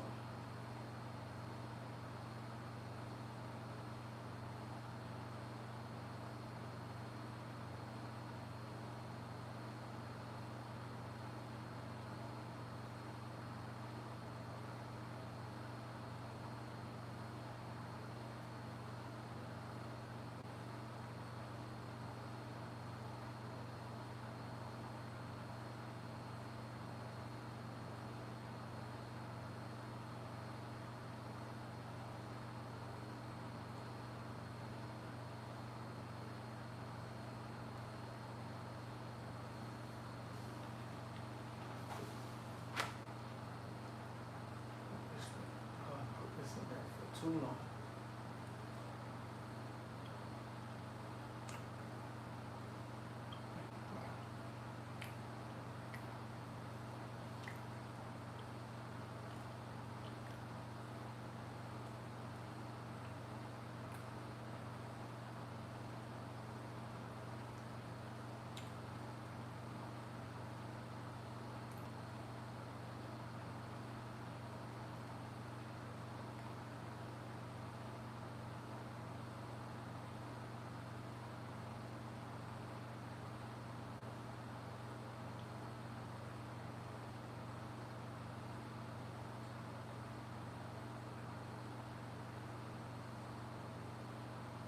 Said we need a female mod too.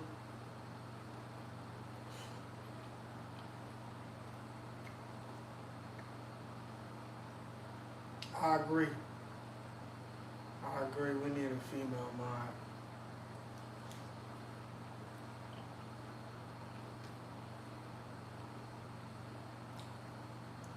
She always be the first one to come, so I can appreciate that. I got like 10 mods, man.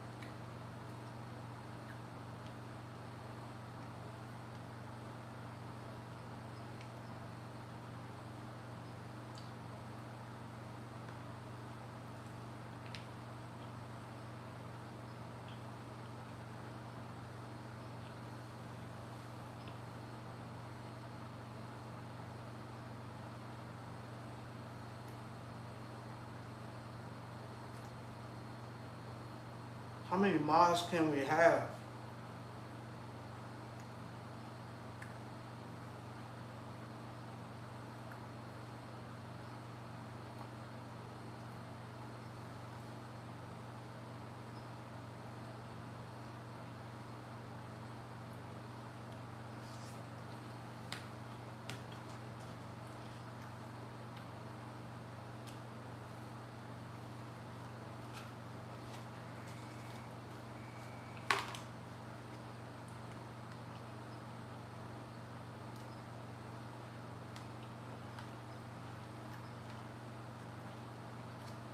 Welcome, Eduardo.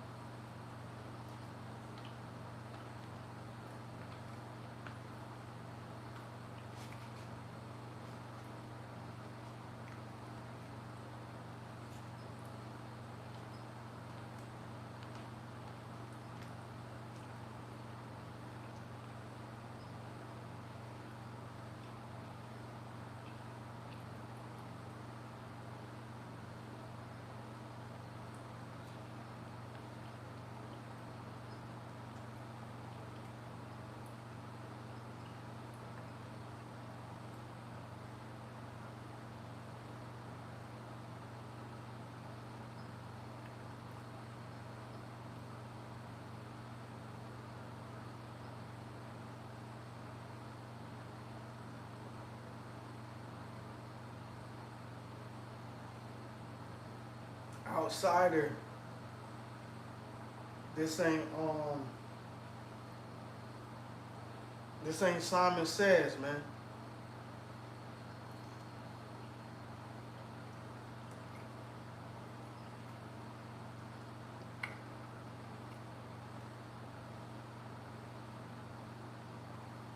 So I don't want to stand up.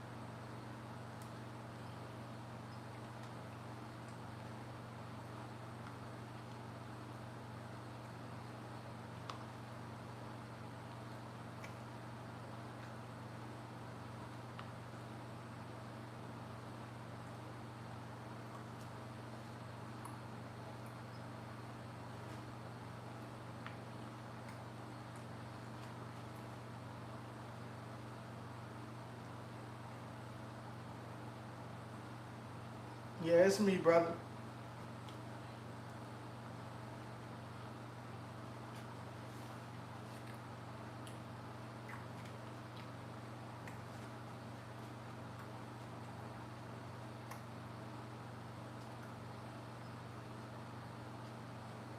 Welcome to the chat, outsider.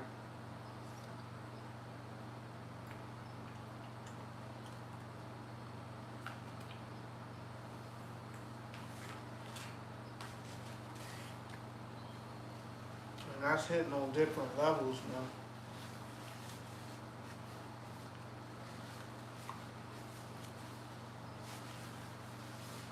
Can't be no better than Jenna. The food in Jenna gonna be delicioso.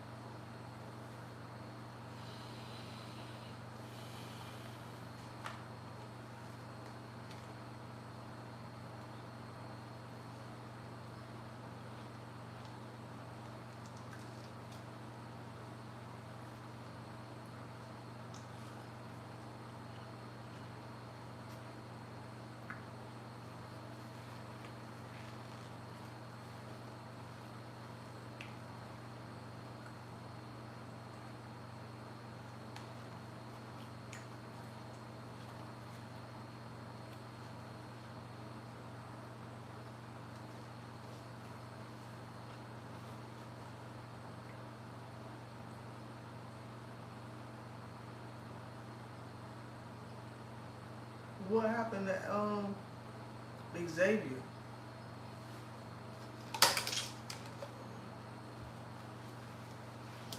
Making no mess over there. Especially not on my prayer man. Mad. I would be pissed.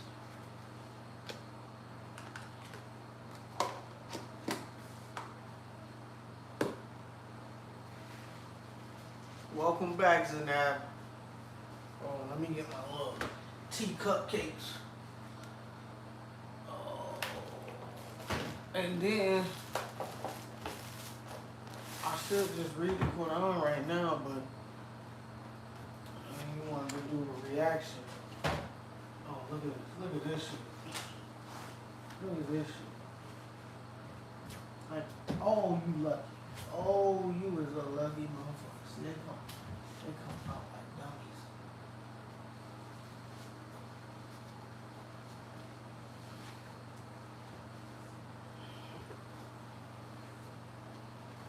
No, I ain't see that.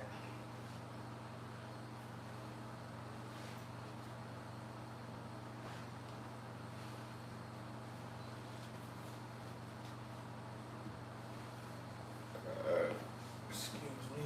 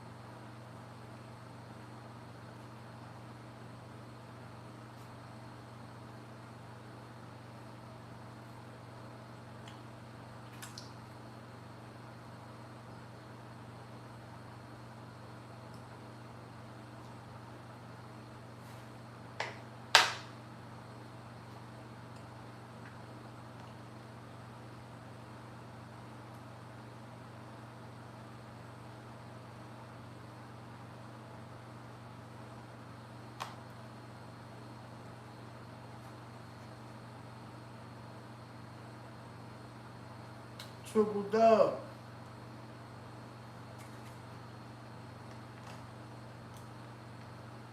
They call tea cakes.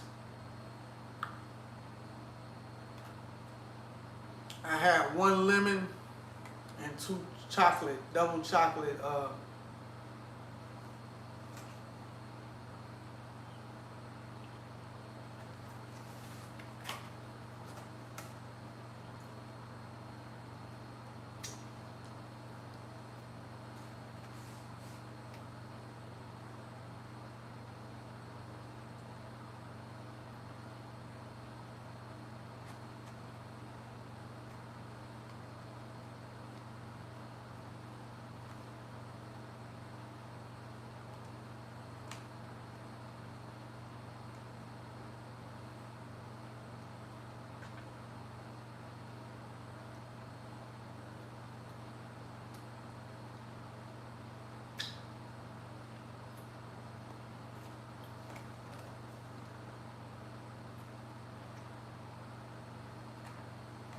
Eating this chocolate, I can't go straight to sleep.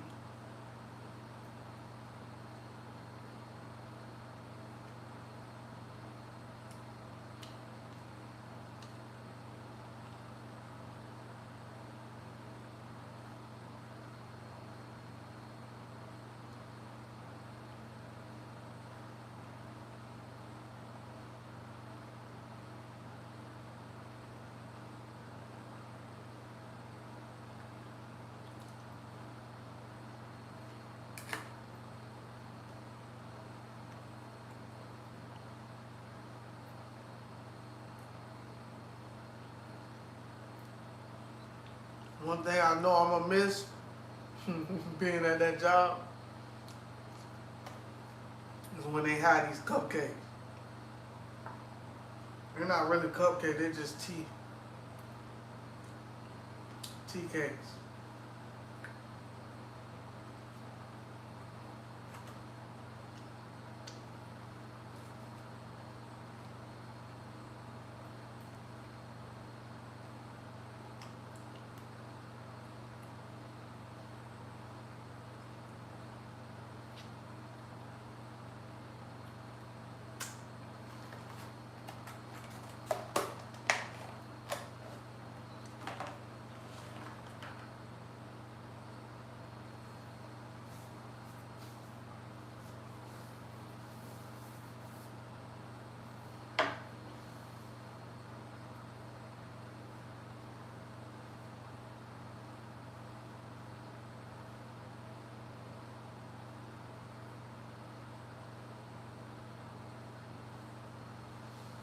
Okay, y'all, let me throw this out.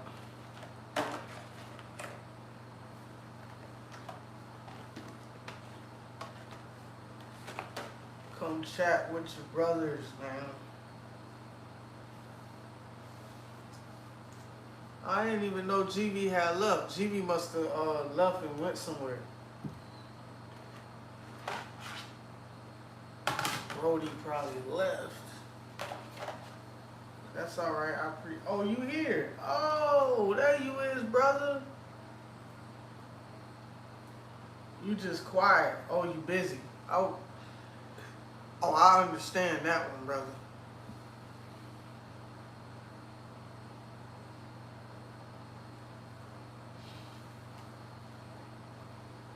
Too much happening, Aki. I'm on my news channel. Oh, okay. Okay. Most definitely. I'm gonna probably read a little bit more of the Quran, and then we'll do reaction stream, alright? We'll do reaction stream.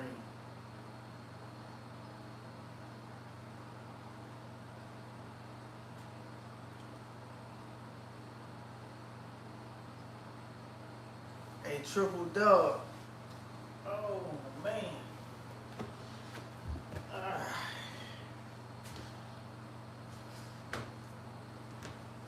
Yeesh, Louise, my legs. I gotta stretch my legs out.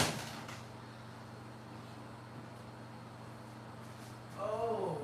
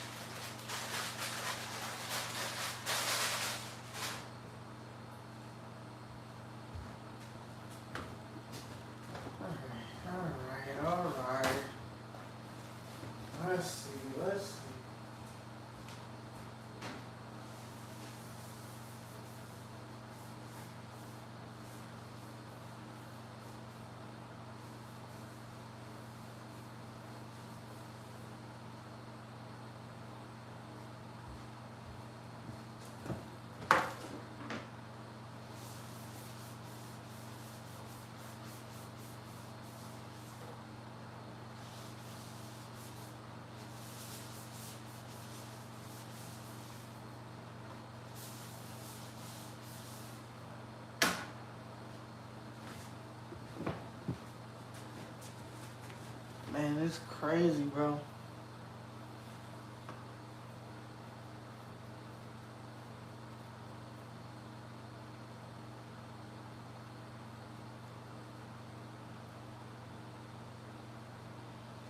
Yeah, I can't do that. I gotta clean that up. Y'all give me a second.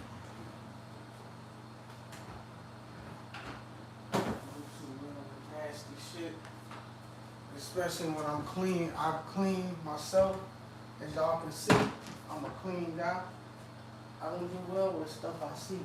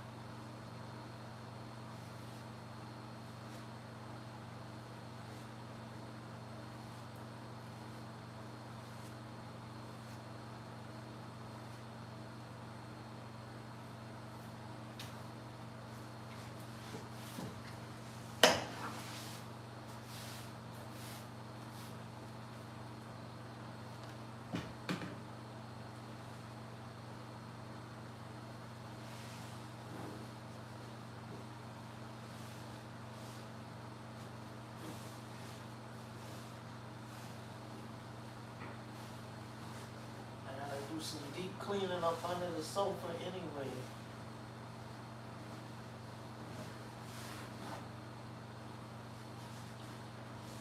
So,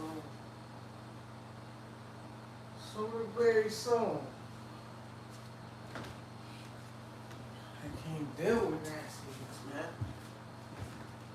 That's one thing I don't live in that. I don't live in the filth, y'all. Y'all see how clean my house is. I don't play that shit. Stuff to the wall. I don't play that for sure. I'll clean up every bit.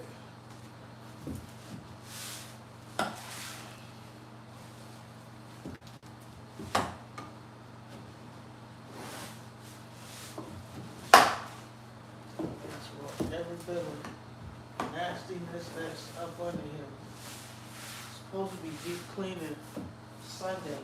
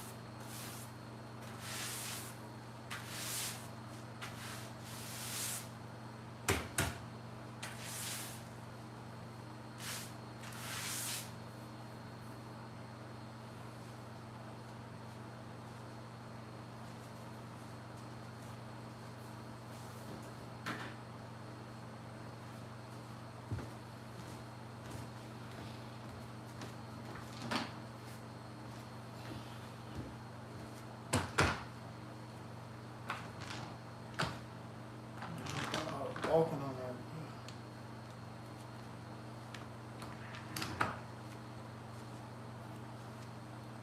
Alright, y'all bear with me, man.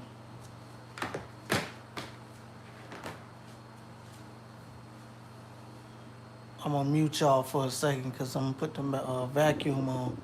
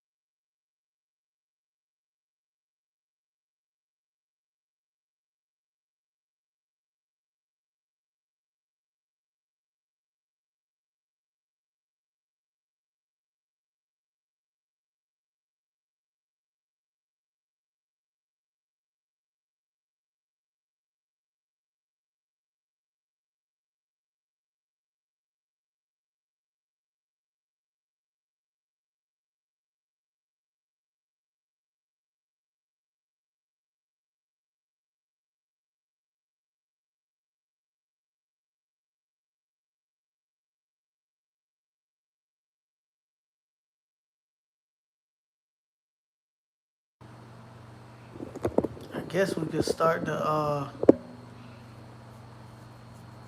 I was gonna start a video stream, but it's just too late for me to do a new video. Damn.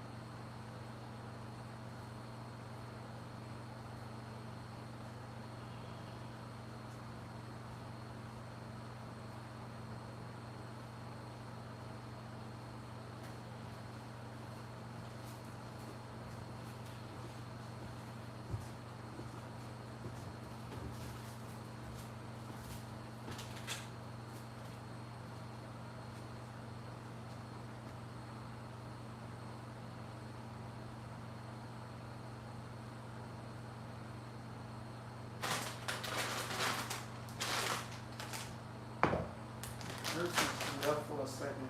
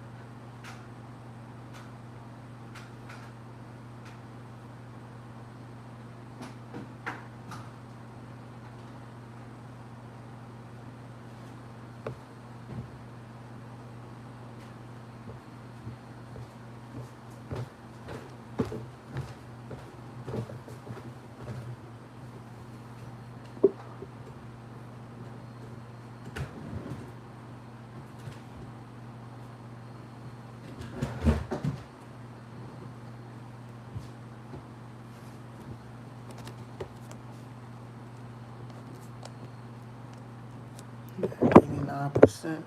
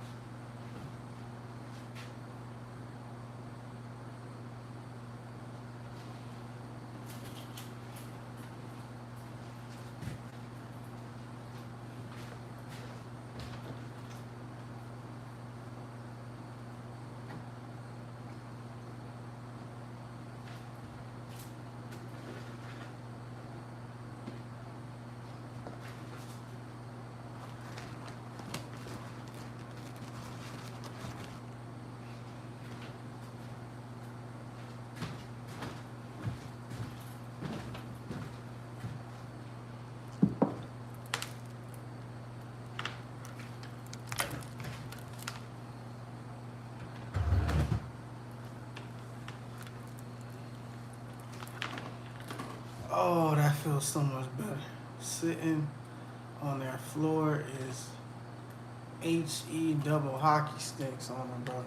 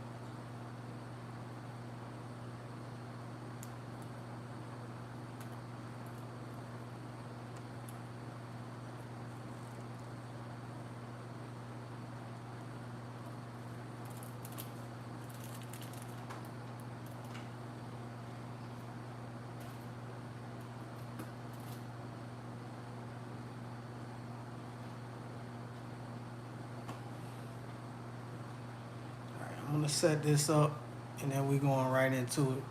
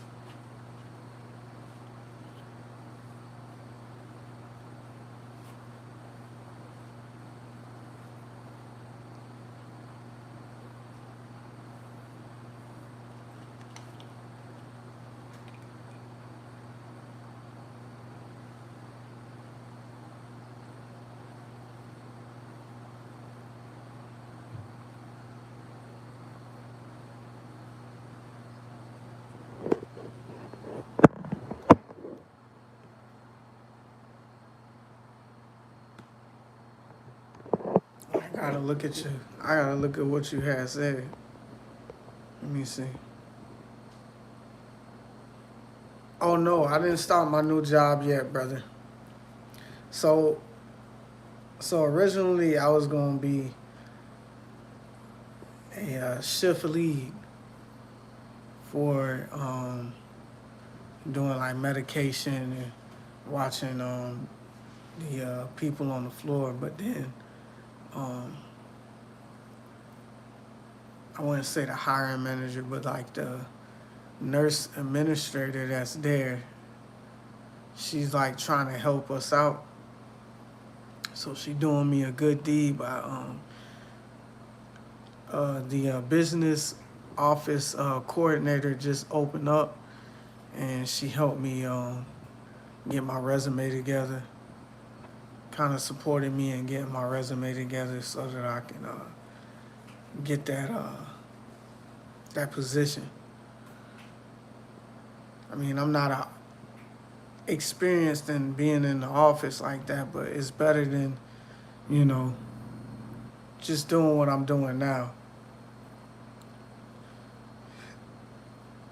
And I'm tired of feeling like I'm fighting with the residents to do what they need to do. So I need something that I could do by myself. I can kind of, you know, even if it's challenging, I'm still moving. I'm still trying to work and do better with it. You know, I think now I'm more self-aware than anything. You know, my ADHD might kick in a little bit, but you know, it's always gonna be me. You know, as long as I accept that, it's always gonna be me.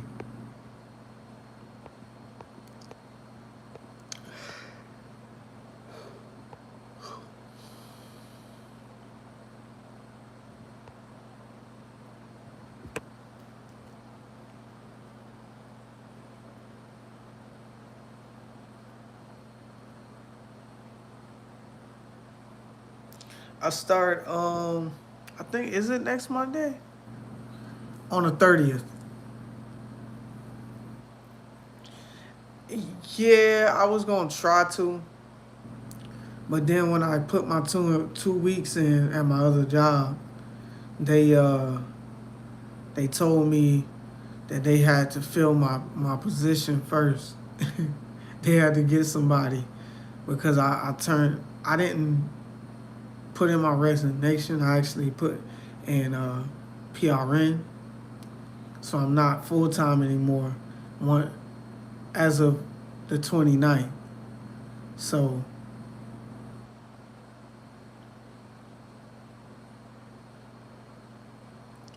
yeah, that was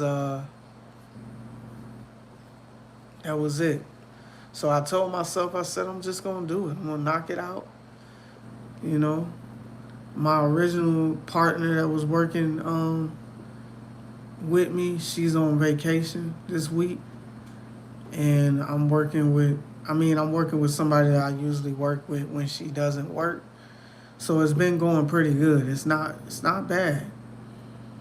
You know, I don't have that many heavy hitters like we used to, but I'm still happening to fight with the residents. Not fight with them because I don't fight with them, but like I'm using too much of my energy to do the job, and it's getting to a point now where I wanna do something with substance. I wanna do more outside of being hands on with the residents. You know what I mean? Like, it's time, you know? I'm only getting older, and I want to be at an office. Not that I want to sit around and write, because I can stand up and do that. You know what I mean? So a lot of people will see me like if I do get that spot, like alhamdulillah, inshallah, I do get that position, I'll be moving around a lot more. Like I'll be putting in documents and stuff, but people will see me. I'll be moving. I'll be on the phone, conversating with people, connecting with people. Um, that's what I feel like I'm good at. You know, I'm good at everything else my experiences with, being with the residents and stuff. But I also know what else I'm good at. So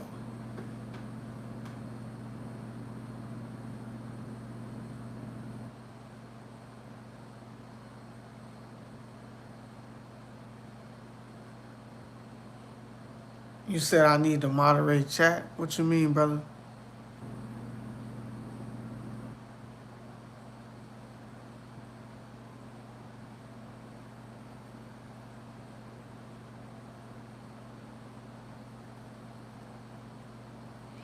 Oh, you said I need.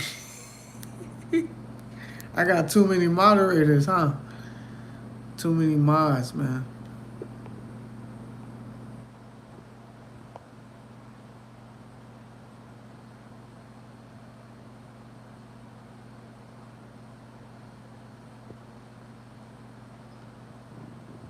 You said I need to moderate the whole darn chat.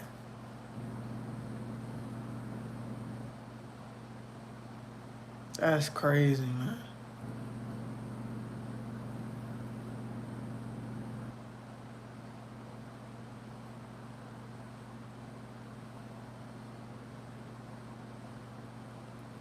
That'll be ridiculous.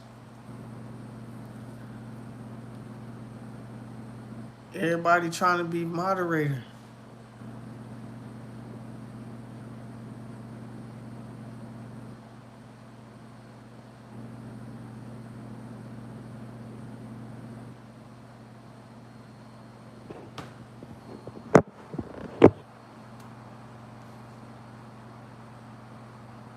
I got like 7 moderators, right? 7 mods, bro.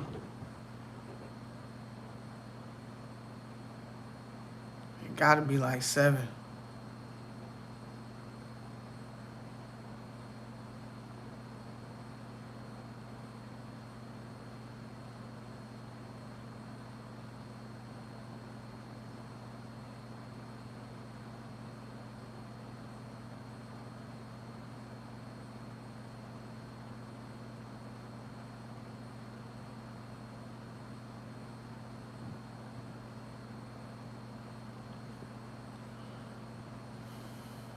Let's be nice, you guys. Come on, let's be kind to each other.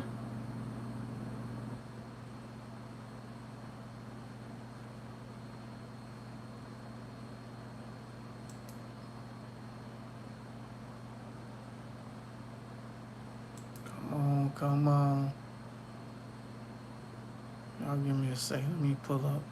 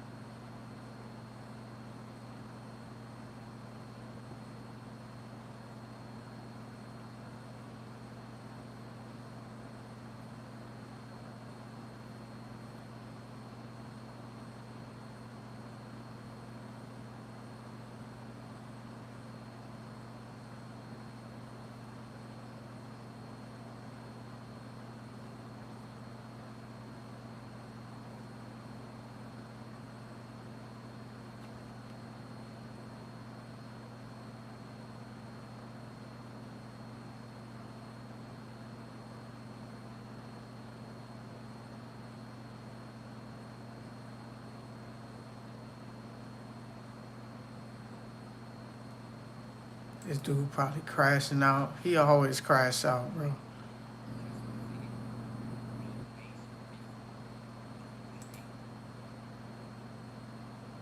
Dude always crash out.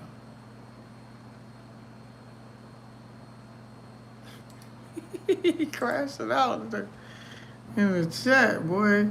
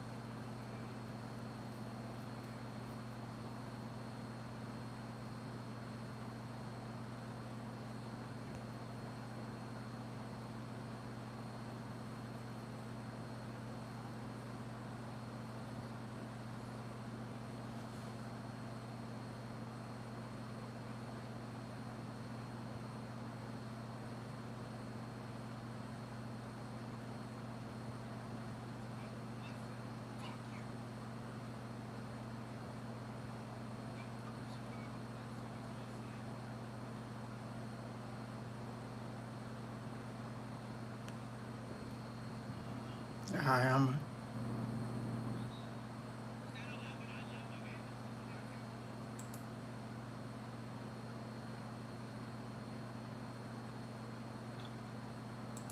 this dude is crashing out on the game.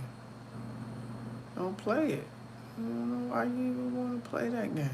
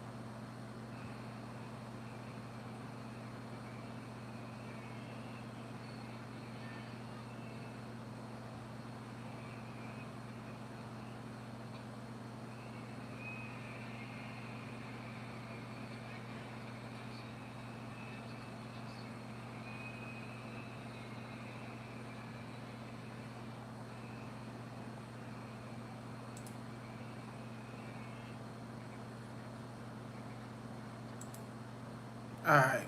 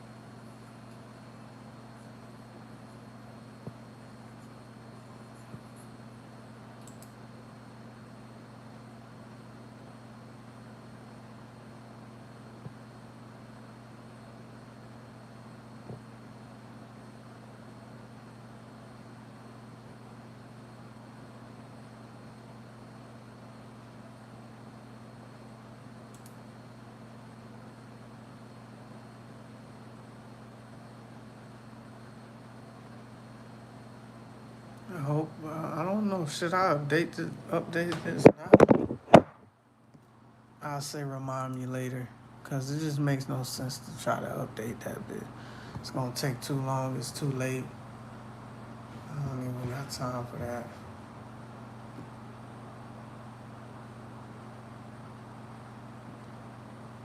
All right, y'all. We're freezing up. All right. Freezer, freezer, freezer, freezer.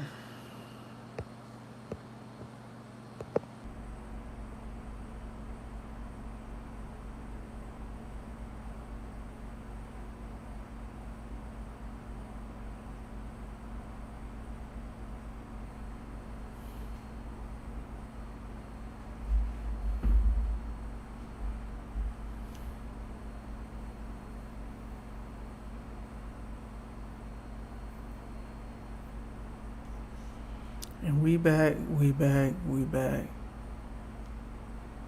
Is the stream still lagging?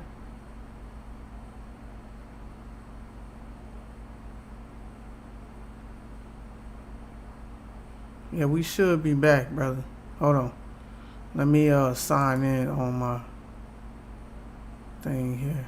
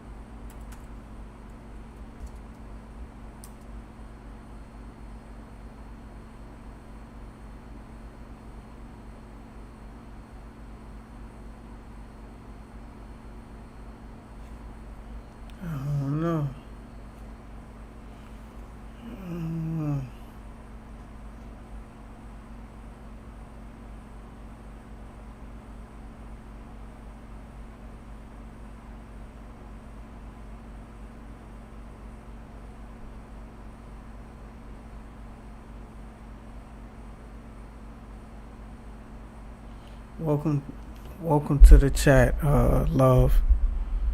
Welcome back. I don't even know why I'm trying to load on this. For what reason, but Hassan made a request to see Malcolm react to Malcolm X.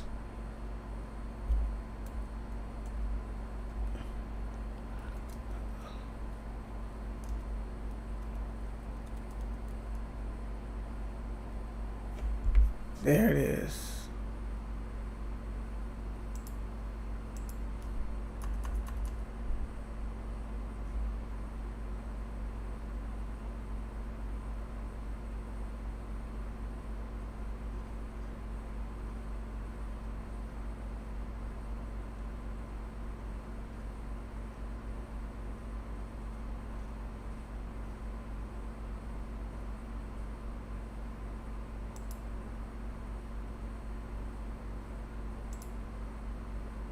Imagine watching your child cry from hunger and having nothing to give. Right now in Sudan, over 14 million people have been displaced. This is not just a crisis, it is one. Never have I witnessed such sincere hospitality and overwhelming spirit of true brotherhood as it is practiced by the people of all colors and races here in the ancient Holy Land, the home of Abraham, Muhammad, and all the other prophets of the Holy Scriptures. For the past week, I have been utterly speechless and spellbound by the graciousness I see displayed all around me by people of all colors. I have been blessed to visit the holy city of Mecca. I have made my 7 circuits around the Kaaba, led by a young mutawaf named Muhammad. Hold on. Let me see if I can get an original one. I don't know if this is it, Hassan, but I'm trying to find it. All right.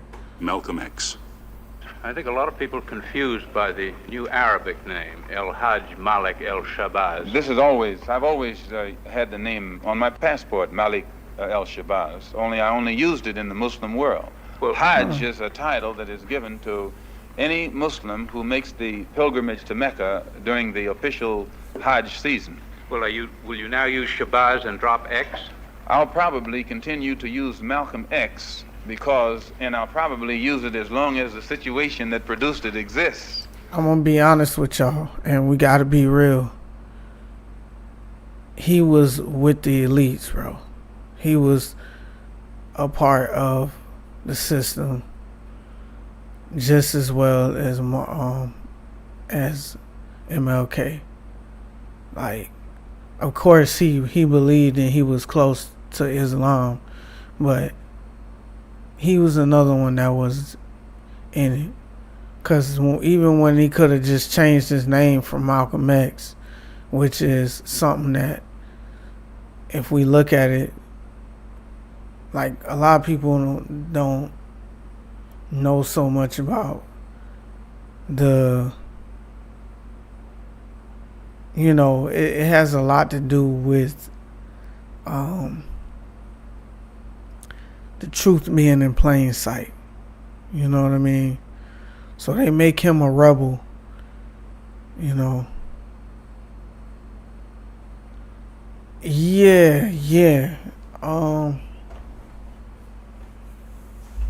He definitely, I don't know if I can say a Mason, but the sign languages, the fingers on the head, you don't feel that Shabazz takes the place of X.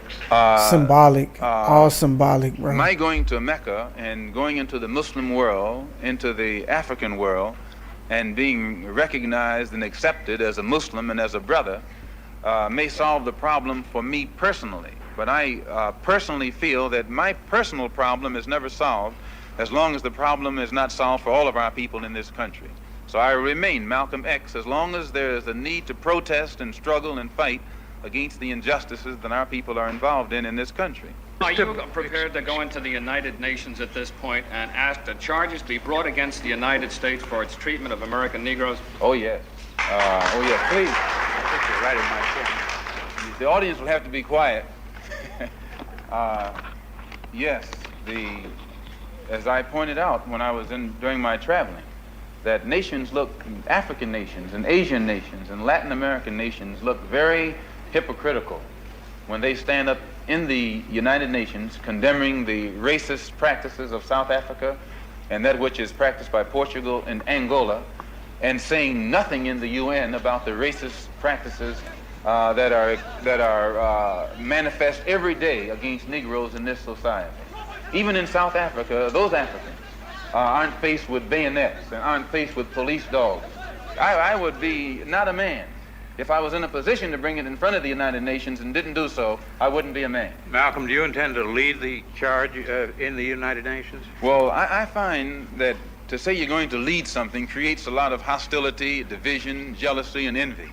I hope to work with any group of leaders or any group of organizations to do whatever is necessary to see that this problem is brought before the United Nations. Have you had any commitments from any nations in Africa to support you in I this move? I would rather not say at this more time. into it. But one thing I found in my travels, all of them look upon us as their long-lost brother. You realize the implication is that you have had such commitments when you say... This is your interpretation of what I said.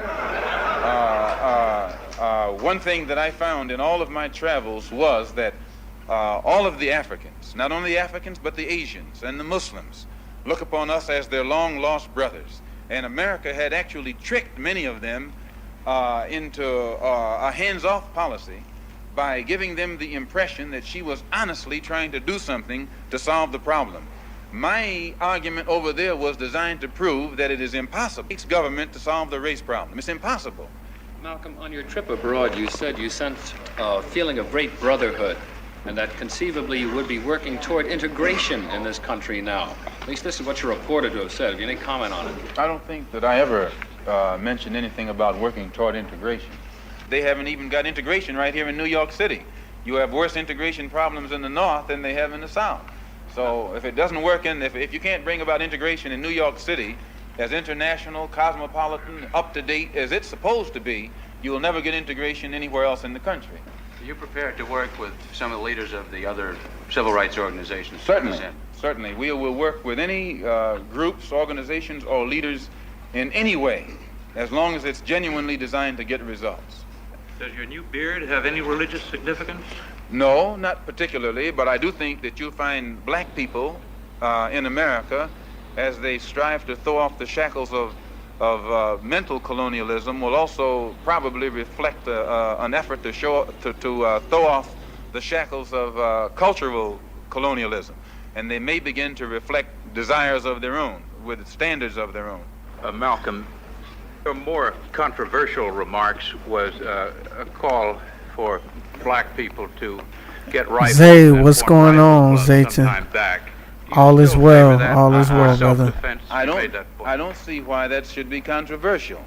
I think that if white people found themselves the victim of the same kind of brutality that black people in this country face, and they saw that the government was either unwilling or unable to protect them, that the intelligence on the part of the whites would make them get some rifles and shotguns and protect themselves. Now, Negroes are developing some kind of intellectual maturity too, and they can see that having waited upon the government to protect them has been a wait that has been in vain. So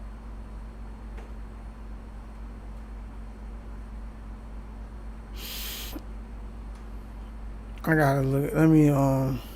Let me take this part off so we can see.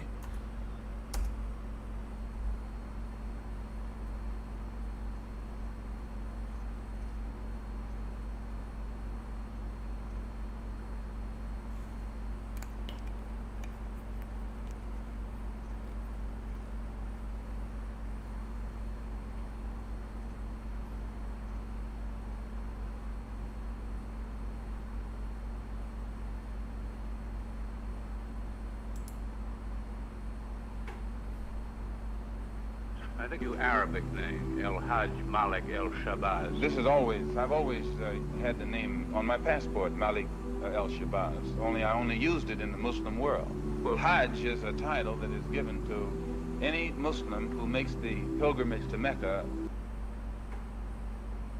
during the official Hajj season. One thing that I found in all of my travels was that all of the Africans, Asians, not only the Africans, but the Asians and the Muslims, look upon us as their long-lost brothers. And America had actually tricked many of them into a hands-off policy by giving them the impression that she was honestly trying to do something to solve the problem.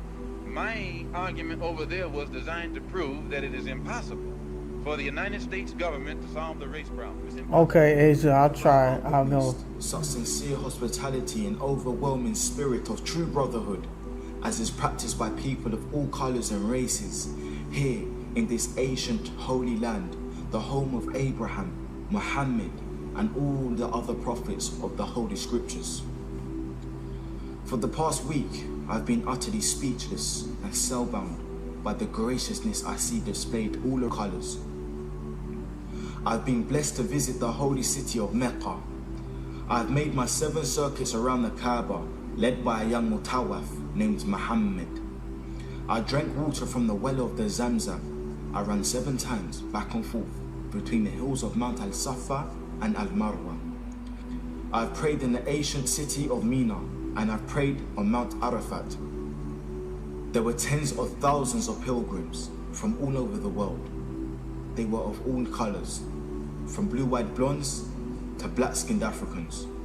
But we were all participating in the same ritual, displaying a spirit of unity and brotherhood that my experiences in America had led me to believe never could exist between the white and non-white.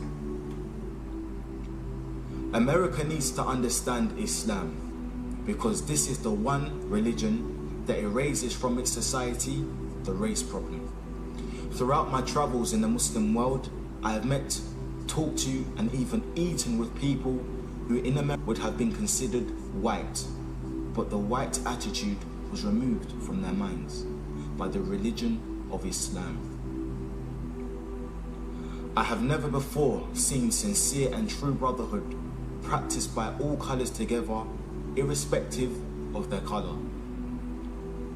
You may be shocked by these words coming from me, but on this pilgrimage, what I have seen and experienced has forced me to rearrange much of my thought patterns previously held, and to toss aside some of my previous conclusions.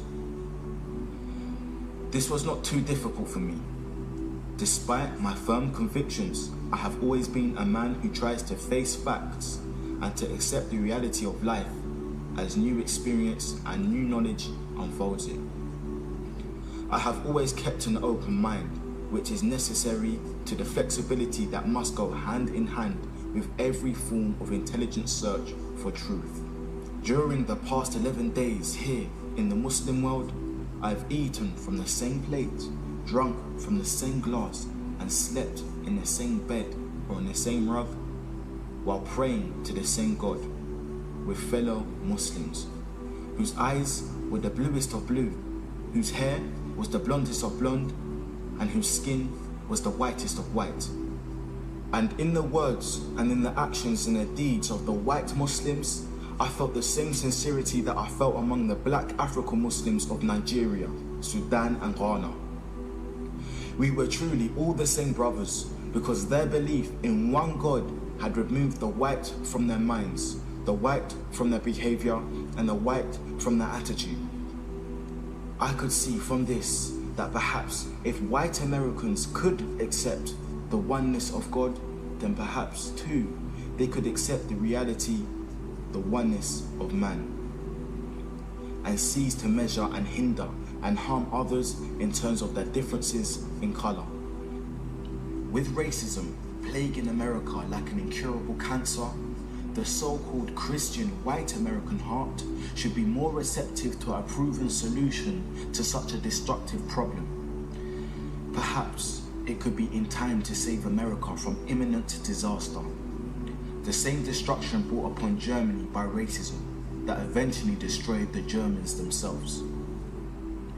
Each hour here in the Holy Land enables me to have great spiritual insights into what is happening in America between black and whites. The American Negro never can be blamed for his racial animosities. He is only reacting to 400 years of the conscious racism of the American whites.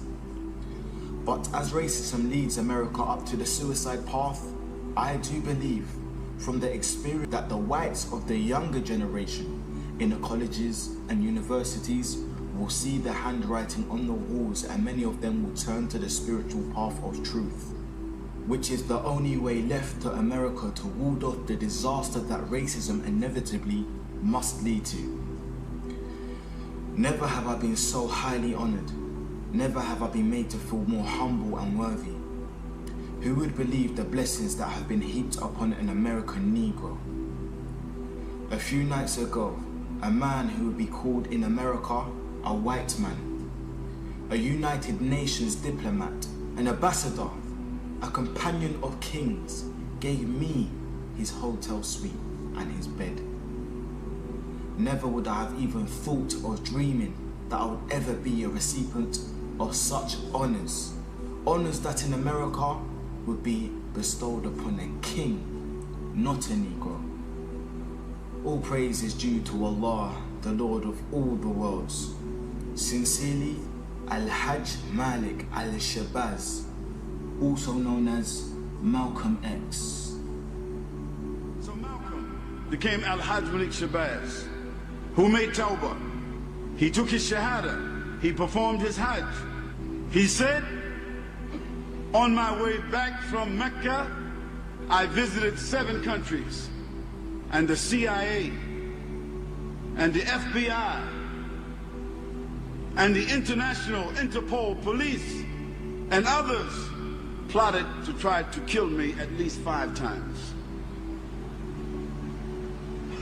You don't have to ask yourself why they were plotting to kill this man. If I recall, I'm pointed out that while I was at Mecca making the pilgrimage, I spoke about the brotherhood that existed at all levels and among all people who were there on that Hajj, who had accepted the religion of Islam.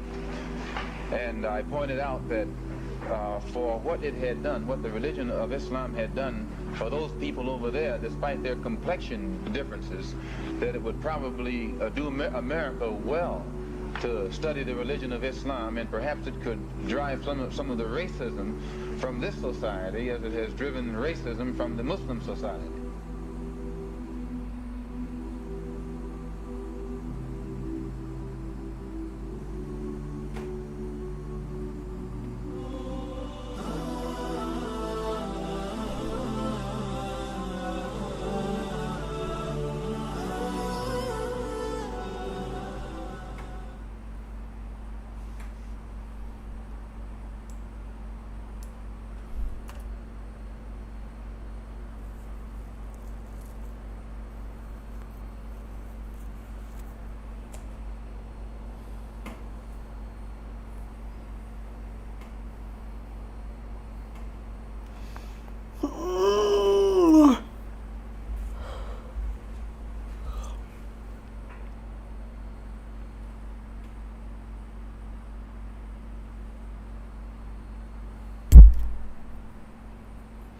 I appreciate y'all, man. Appreciate y'all. I felt myself getting sleepy down there eating.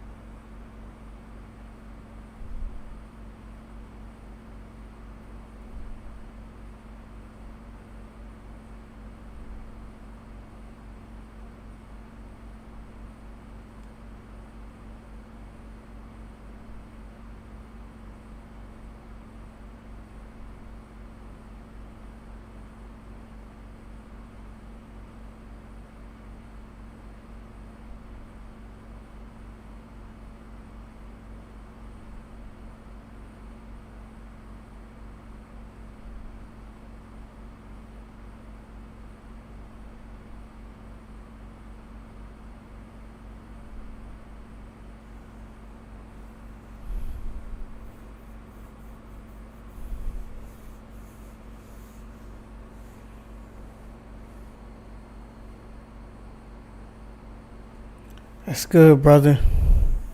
Make sure you get you some nutrition, my brother. I'm glad you back, man. And alhamdulillah, man. Alhamdulillah for that, Asher. Appreciate you for coming through. Um,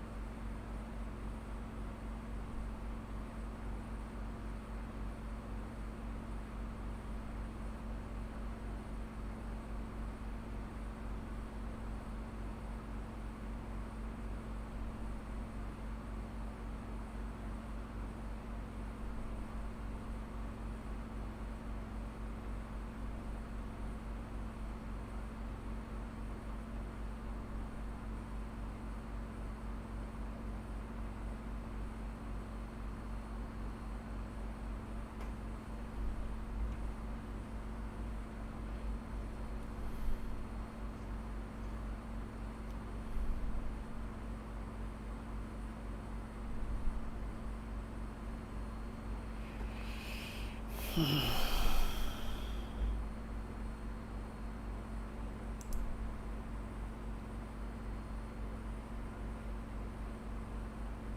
firmly believe when we give, actually, we get back more than what we give. We get back more psychologically, spiritually, the rewards from Allah, and monetarily, 3 different things. We get back psychologically. What do I mean by this? The money you give, right? This is the new Sadaqah Jariyah in town. Allah subhanahu wa ta'ala tells us in the Quran, a man pleading with Allah to send him back so he could give Sadaqah. Why Sadaqah? Because he knows the weight of Sadaqah. Just £100. You can help teach 20 to 60 people to learn how to perform Salah, recite Surah Fatiha, and make wudu. Click the link and donate now. Assalamu alaikum wa rahmatullahi wa barakatuh. Oh, Abdul Kareem, what are we doing today? We are going to the Light Upon Light event on the last Juma of Ramadan. May Allah accept it from all of us. And what are we taking to the event? We're taking 1,000 prayer mats. No. We're taking 1,500 prayer mats. And what are we doing? We're giving it out for free. For what? For free. For what? For free! Oh my God!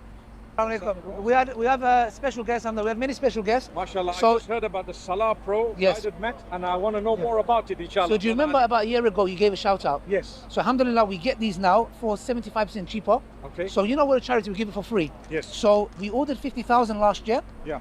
And we thought it would last us 1 year. Yeah. It finished in 4 months. Wow. So we're putting an order of 100,000 this year, inshallah. So this is what it looks like. Yeah, here it is. Yeah. And also it's got like a wudu guide, how to pray. There you go, I'll hold it for you, yeah. And how to do wudu, how to pray, inshallah, yeah. So yeah, it's for free. The app is for free, the mat is for free.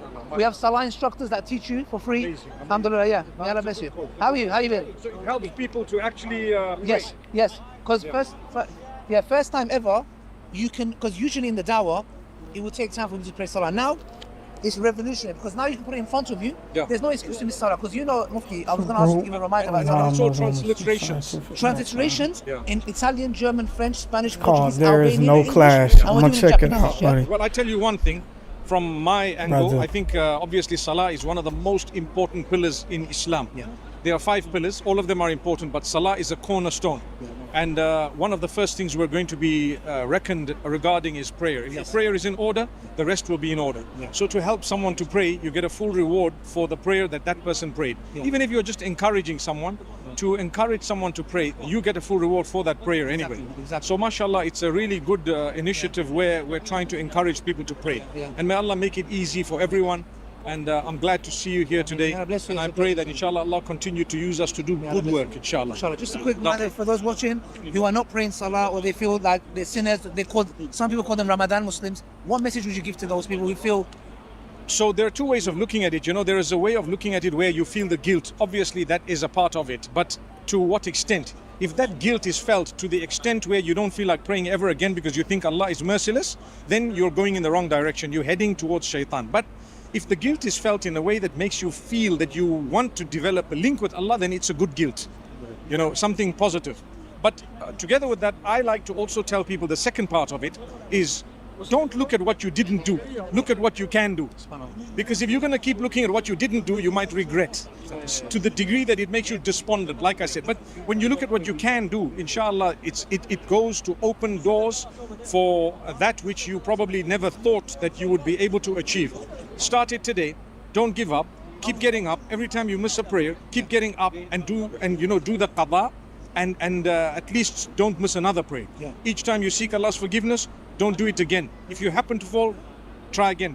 You will become more and more regular with your prayer, and the day will come when inshallah it will be so easy to fulfill that prayer. Because one quick thing, Allah chooses whom He wants to worship Him. So when you've prayed, it's actually Allah who chose you to pray. But the effort needs to come from you. He wants a good heart and an effort. You make a good heart and an effort, you will be chosen.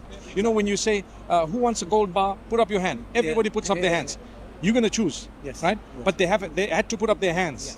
Same applies with us. We have to make the effort and we have to try. And then Allah accepts it. So we shouldn't ever give up. May Allah bless you, brother. It's an honor to see you, inshallah. The honor is Bless you, inshallah. Inshallah. So as you can see, guys, alhamdulillah, Mufti came, made a nice surprise for us. He's always supported the cause. And alhamdulillah, like I said to you guys before, even when the early stages when we had our mat, subhanallah, teaching people how to pray salah, brothers and sisters, Mufti Meng, Omar Suleiman's Undertaker, Brother Osama, they've always been here supporting the project, alhamdulillah. And we're here to teach people how to pray salah. There you go, holding it upside down, Brother Shabi. So yeah, alhamdulillah, brothers and sisters, that's why it's so important for you guys to support the cause, brothers and sisters. It was a nice surprise from Brother Mufti. May inshallah, may Allah preserve him. No excuse to miss salah.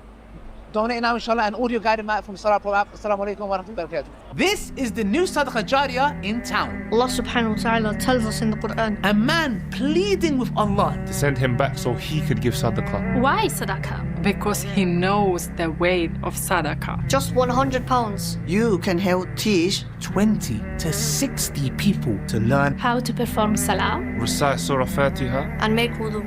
Click the link and donate now. Colostrum, the sweet nectar that is every mammal's first sip. Nature's original formula for strength, immunity, and recovery. Before supplements, before profit, from nature to nurture.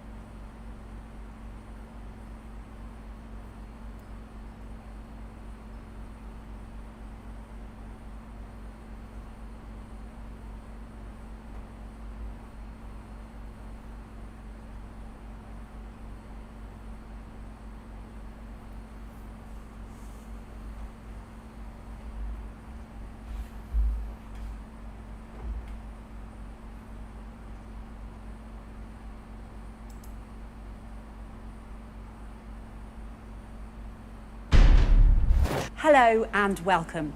Today we're going to answer an important health question. Does religion play a major role in your overall health, specifically when it relates to the ratio of omega-6 fatty acids to omega-3 fatty acids in your diet? Let's take a look at some disturbing changes in health that have been taking place over the last 65 years or so. Developed countries around the world have seen a major increase in autoimmune diseases like rheumatoid arthritis, lupus, vasculitis, celiac disease and type 1 diabetes. Research published in 2015 in the International Journal of Celiac Disease by Dr. Aaron Lerner at Israel's Technion Israel Institute of Technology suggests 3 major environmental factors are strongly suspected to drive these: infections, ecology and nutrition. Allergies have also been rising rapidly. 1 in 5 children are diagnosed with some type of allergic disease, including asthma, atopic dermatitis and allergic rhinitis, according to Professor Ines Asher from the University of Auckland in the 1998 edition of the Journal of Clinical and Experimental Allergy. In fact, allergies can now be deemed to have become an epidemic as they've increased so significantly. Professor Thomas Bieber at the Department of Dermatology and Allergy at the University of Bonn is considered to be one of the most famous dermatologists in Germany today. His paper, published in the New England Journal of Medicine in 2008, reveals 15 to 30% of children suffer from atopic dermatitis, a number that has tripled over the past 30 years. Dr. Valma Harjutsalo at the Folkhälsan Research Centre in Finland stated in The Lancet in 2008 that type 1 diabetes has now become a serious problem affecting children at a much younger age than ever before, especially in Europe. Crohn's disease, ulcerative colitis and primary biliary cirrhosis, 3 different forms of irritable bowel disease, are also rising at an alarming rate. Interestingly, during this same time, a wide variety of infectious diseases have been on the decline, thanks mostly to vaccines, antibiotics and improved hygiene habits.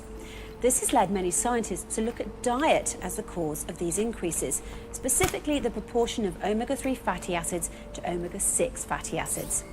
Dr. Artemis Simopoulos is the founder and president of the Center for Genetics, Nutrition and Health in Washington, D.C.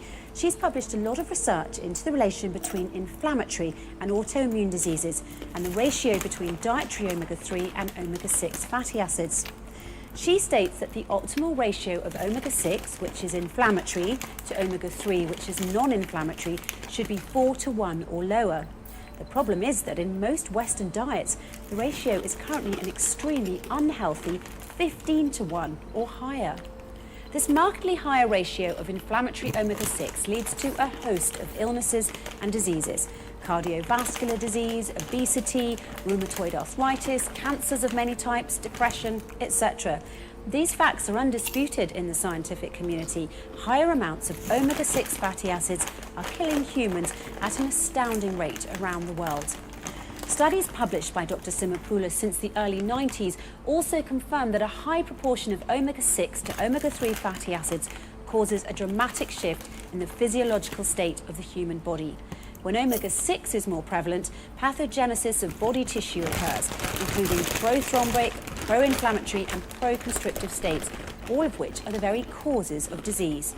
On the other hand, Dr. Simopoulos says scientists have found that a diet higher in omega-3 fatty acids is therapeutic and preventative. People with inflammatory and immune diseases have been helped by a diet higher in omega-3s, while coronary artery disease, hypertension, cancer, arthritis, autoimmune disorders and other inflammatory diseases are all diminished and even prevented when omega-3s are more prevalent.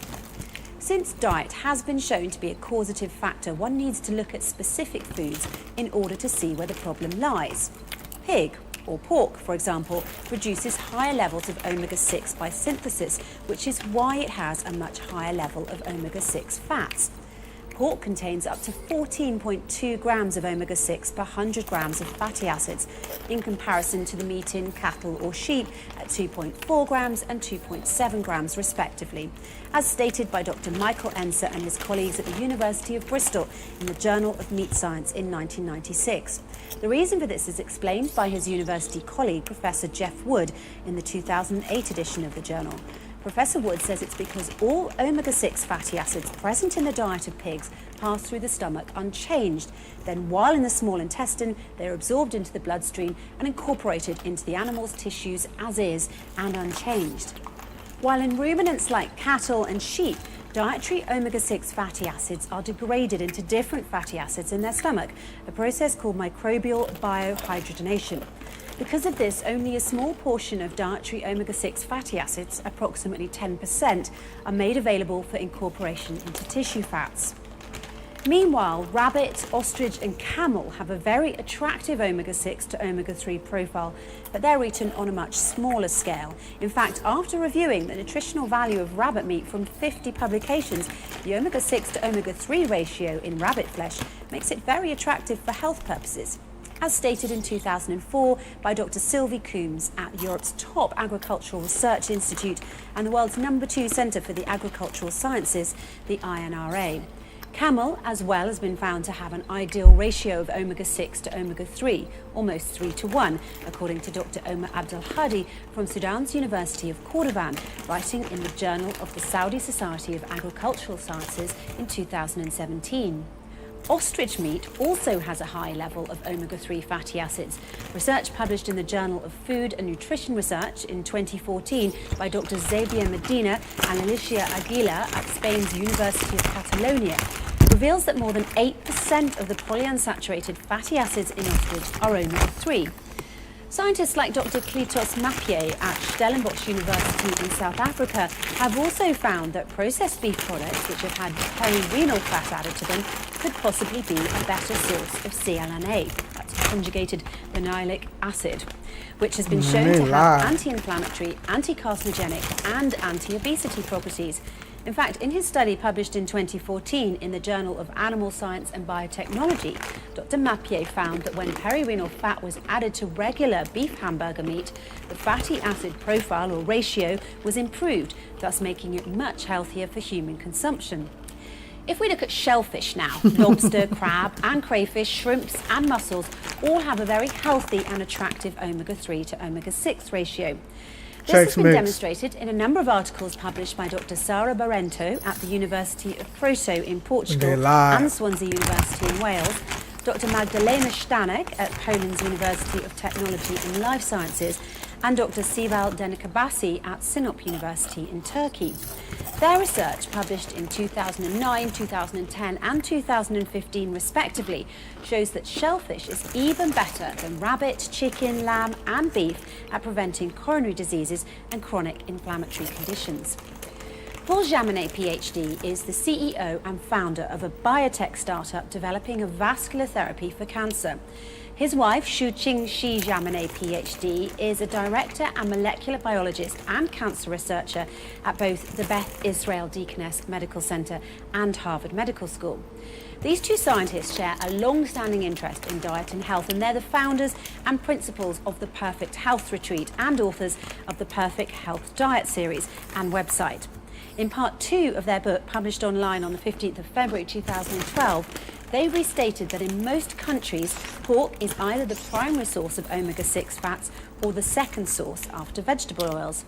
They go on to recommend in their book what they call perfect health diets, a certain dietary strategy. In brief, they say that the highest sources of omega-6, like pork, must be removed or greatly reduced in the human diet, while the sources of omega-3, like seafoods, especially shellfish, must be added in order to stay healthy. A dietary strategy which is already approved and recommended by all doctors, nutritionists and molecular biologists. An updated dietary strategy which was put by the Holy Quran to all Muslims more than 1400 years ago, and which Muslims are ordered to strictly follow. It's becoming clear that religion has its part to play in human health, due to the fact that the Jewish, Christian and Muslim religions vary so differently in the type of meat they allow their followers to consume. Science shows that the lower omega-6 levels of fatty acids in the type of meats that the Holy Quran allows Muslims to eat lead to a healthier diet. Over 1400 years ago, the Holy Quran was already mentioning the health qualities of perirenal fat, shellfish, rabbit, ostrich and camel, and also stated that as a firm punishment, Jews were not allowed to eat foods that contain this type of meat or this type of fat. The Holy Quran says in chapter 4, verse 160, "Were made unlawful for them, we deprived the Jews from certain good foods which had been lawful for them before because of the injustice which they had." Through here.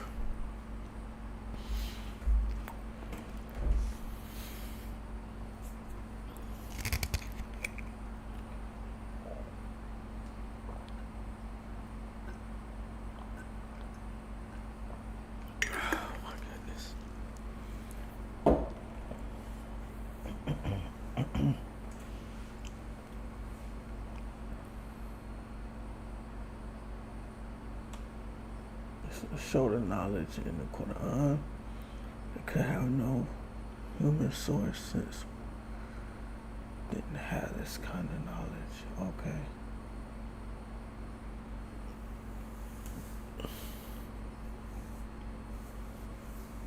Yeah, man. Appreciate that, man.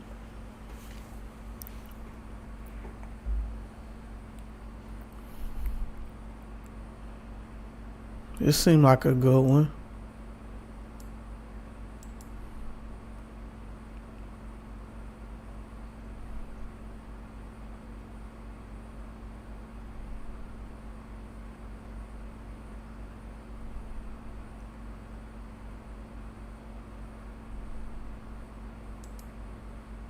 This must be in Arabic.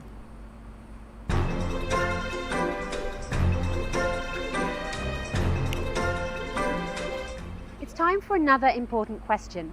Since Bayt al-Maqdis is on the Abyssinian highlands, the Tour, does this imply that Jerusalem has to be there as well?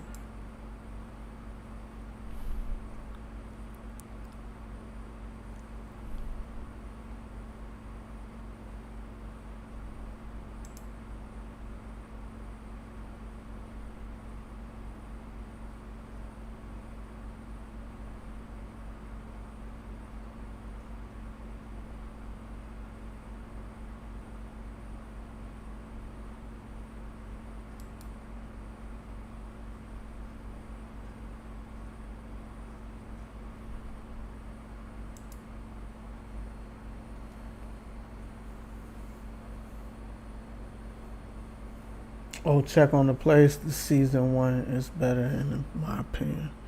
Season 1. Let's do it.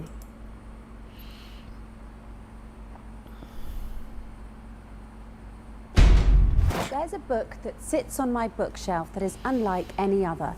It invites people to go out and learn about the world in order to better make sense of what was written in it, and in order to prove its own authenticity beyond a shadow of a doubt.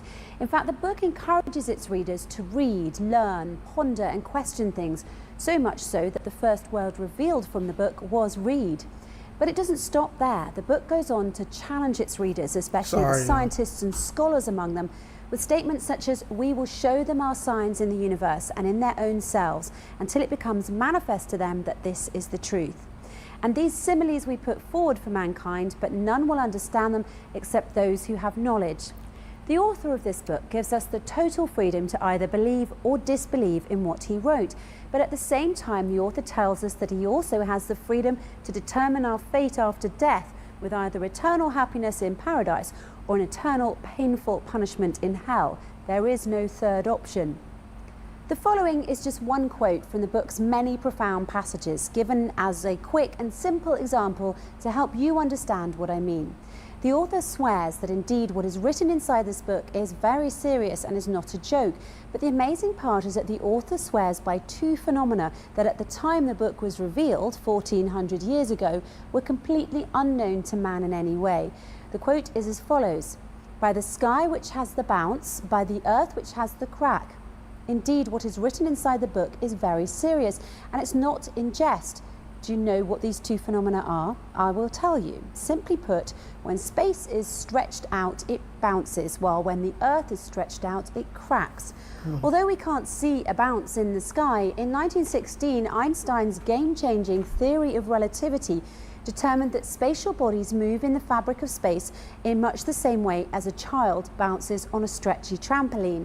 And although we've always intuitively known that rocks are incredibly strong and can't be stretched apart, in 1789, when Iceland's sulfur fissure was opened, and in 1927, when the first crack in the earth was recorded in the Arizona desert, it was confirmed just how fragile and changeable our earth really is. A book from 1962 entitled Notes on Earth Fissures in Southern Arizona by Geraldine Robinson and Dennis Peterson published the information about the cracks in the earth that were first recorded in Arizona. So it was only in 1916 that science learned that the sky, space, has a bounce to it, which is at the heart of Einstein's theory of relativity. And it was only in 1927 that science learned that the earth has cracks. Yet, not unsurprisingly, the ancient book that I speak of contains numerous proofs in the form of scientific facts and natural wonders that were only discovered by scientists centuries later. How is this possible? How could a book revealed so long ago, before the advent of basic modern tools and technologies, contain such accurate information about scientific phenomena? There is only one explanation for such a thing. The author of the book is the creator of the universe. The book was written by God himself. Do you know the book that I'm talking Y'all be of? switching up The y'all Holy Quran, and is such an impressive book that it would forever change the course of the world. The Quran was revealed to the Prophet Muhammad switching over up the y'all, course of 23 years in the 6th profiles century. like It was a miracle back crazy, then man. and remains a miracle to this day. Though the Prophet Muhammad received the revelation and transmitted it to the people, he did not have any part in writing it. In fact, the Prophet Muhammad was illiterate. He never learned to read or write. What makes the Quran so unique is that it contains wisdom and knowledge that never gets outdated. And for a book from the 6th century, that's pretty exceptional. Not only has the Quran stood the test of time and remained accurate even with all the modern advancements mankind has been able to accomplish with the help of cutting-edge technologies, the Quran has, in numerous chapters, challenged anyone who doubts its authenticity to come up with something that can stack up against it. Many disbelievers at the time of the Prophet liked to spread the lie that the Quran was written by the Prophet himself instead of God Almighty. This is how the Quran responded to their false claims. Or do they say he, Prophet Muhammad, has forged it, this Quran? Nay, they believe not. Let them then produce a recitation like it if they are truthful. And if you are in doubt as to what we have revealed from time to our servant, then produce a chapter like thereunto and call your witnesses or helpers, if there are any, besides Allah, if your doubts are true.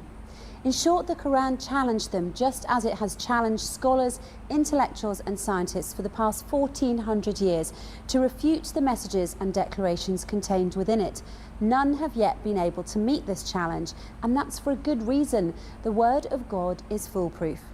So join us as we delve into the fascinating pages of the Holy Quran, the miracle that keeps on giving.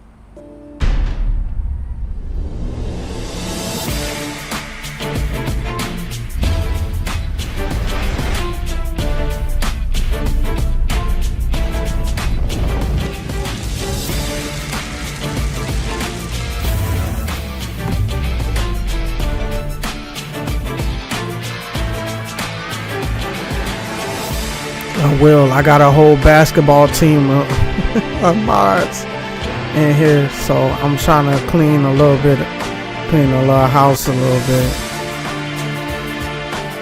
So just give me some time, Asia.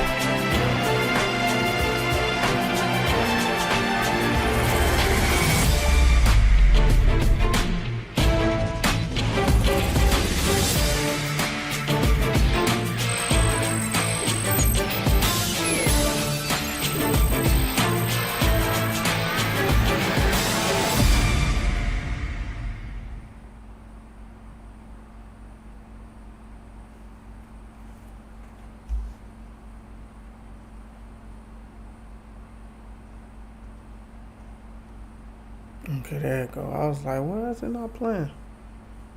If you're struggling with depression and not feeling the comfort and peace that you need, I invite you to meet with missionaries like me from the Church of Jesus Christ. No offense, lady, but we don't want to. Hi. When the famous physicist and astronomer Galileo first championed the idea that the Earth revolved around the sun back in the 1500s, he was called a raging lunatic and convicted of heresy by the Church. He was then sentenced to life imprisonment and died under house arrest around 9 years later. But if a 10-year-old tells his science teacher that same fact today, nobody even bats an eyelash. So what's changed? Lots of things. The world has evolved, new technologies have been developed that help us more accurately understand astronomy, for example. So poor old Galileo was not insane, he was simply before his time. Luckily, scientists today have more advanced tools and gadgets that can help them avoid meeting the same fate as Galileo. But sometimes their claims still make us do a double take when we first hear about them, especially if we don't have a background in science and physics. Let's look at an example, shall we? In their published works, two different scientists, Tom Garrison and Michael Allaby, both compare mountains to ships. Yes, you heard me. Mountains, those tall, massive structures that protrude out of the earth in such a stately, solid way, and ships sailing in the open water. Sounds like an odd coupling, but the physical law of buoyancy developed by the Greek mathematician and inventor Archimedes would say otherwise. This is because the driving force behind both ships and mountains is one and the same, and it's something called buoyancy. Now, the words buoyant or floating don't usually pop into our heads when we think of mountains. But guess what happens to a mountain when a thick sheet of ice accumulates on its surface? The rock sinks into the mantle under its weight, just as a ship sinks deeper into the water when it's loaded with cargo. And what happens to the mountain when it erodes or after the removal of the thick sheet of ice from its surface? In much the same way as a ship rises again when the cargo is removed from it, the Earth's crust will rise again in response to the reduced load on the mountain. We know all this today from the research conducted by scientists such as Garrison and Allaby in 2013 and 14. But flashback 14 centuries ago to when the Quran was revealed, and you'll find that it too makes the same analogy in chapter 42, verse 32, when it says, "And among his signs are the ships in the sea like mountains." How in the world could a book revealed that long ago possibly contain such accurate scientific analogies in the glaring absence of the necessary scientific tools and proofs at that time? Yet another example of modern science mirroring the Quran relates to the concept of inertia. In 2011, in the 39th issue of the Thresholds Journal entitled Inertia, one of the articles, written by Dr. Caroline O'Fowler, who has a PhD in the Department of Art and Architecture from Princeton University, is entitled "Standing Mountains Move Like Clouds." And you thought the pairing of mountains and ships was bizarre. In this article, Dr. Fowler offers her reflections on inertia using the artwork of a famous painter called Abraham Bloemaert. She begins by describing the concept of inertia as defined by Sir Isaac Newton's first law of motion, namely that a body will persist through force in a state of either rest or motion until moved by another body. She then goes on to shower her praises on the painter for his ability to express this rather abstract concept of inertia with only the stroke of his paintbrush in a single picture. In her conclusion, Dr. Fowler further draws attention to the fact that Bloemaert moved towards an understanding of movement, which is not about setting things into motion through a violent force, but instead suggests the notion that the world may already be in movement, and like the mountains that move like clouds, movement and rest are two different but ontologically equal states. It is impressive when art is able to depict scientific notions in a straightforward way. But long before Bloemaert, Newton or Galileo himself, it was the Quran that presented the understanding of force and movement as a relational concept. In chapter 27, verse 88 of the Quran, it reads, "And you see the mountains and think them solid, but they move like clouds. It is God's technique which has established everything perfectly." Centuries ago, God told us that he created the world following the laws of inertia. It is science that is just now catching up. So who says science and religion have to be at odds? In the Quran, science and religion are twin sisters, and I don't mean the type of twins that keep saying they're identical when everyone really knows they're fraternal. The Quran contains many passages that were not understood by scientists, let alone regular people, until recently, and some that science still has not fully deciphered. But this should come as no surprise. In fact, the Quran itself tells us that this will happen when it says, "And these similes we put forward for mankind, but none will understand them except those who have knowledge." Let's look at that word a little closer now, simile. It's very fitting that the Quran should use that word, seeing as how the book itself often uses similes and analogies to help explain things that might otherwise seem abstract or unrelated to us. But what's even more astonishing then, that as modern scientists have used some of the exact same analogies that were first written in the Quran over 1400 years ago. Of course, until scientists studied any of this, no one thought to relate mountains and ships or mountains and clouds in this unusual way. And even now, the analogy of mountains being like ships in the sea and like moving clouds is one that will most likely be lost on many people. Try it for yourself if you like. Try telling a police officer that mountains move like clouds and watch what his reaction will be. But be careful, because if you persist in saying it, he might just consider you drunk and arrest you. What can I say? Sometimes the truth hurts. I think Galileo would agree with that, don't you?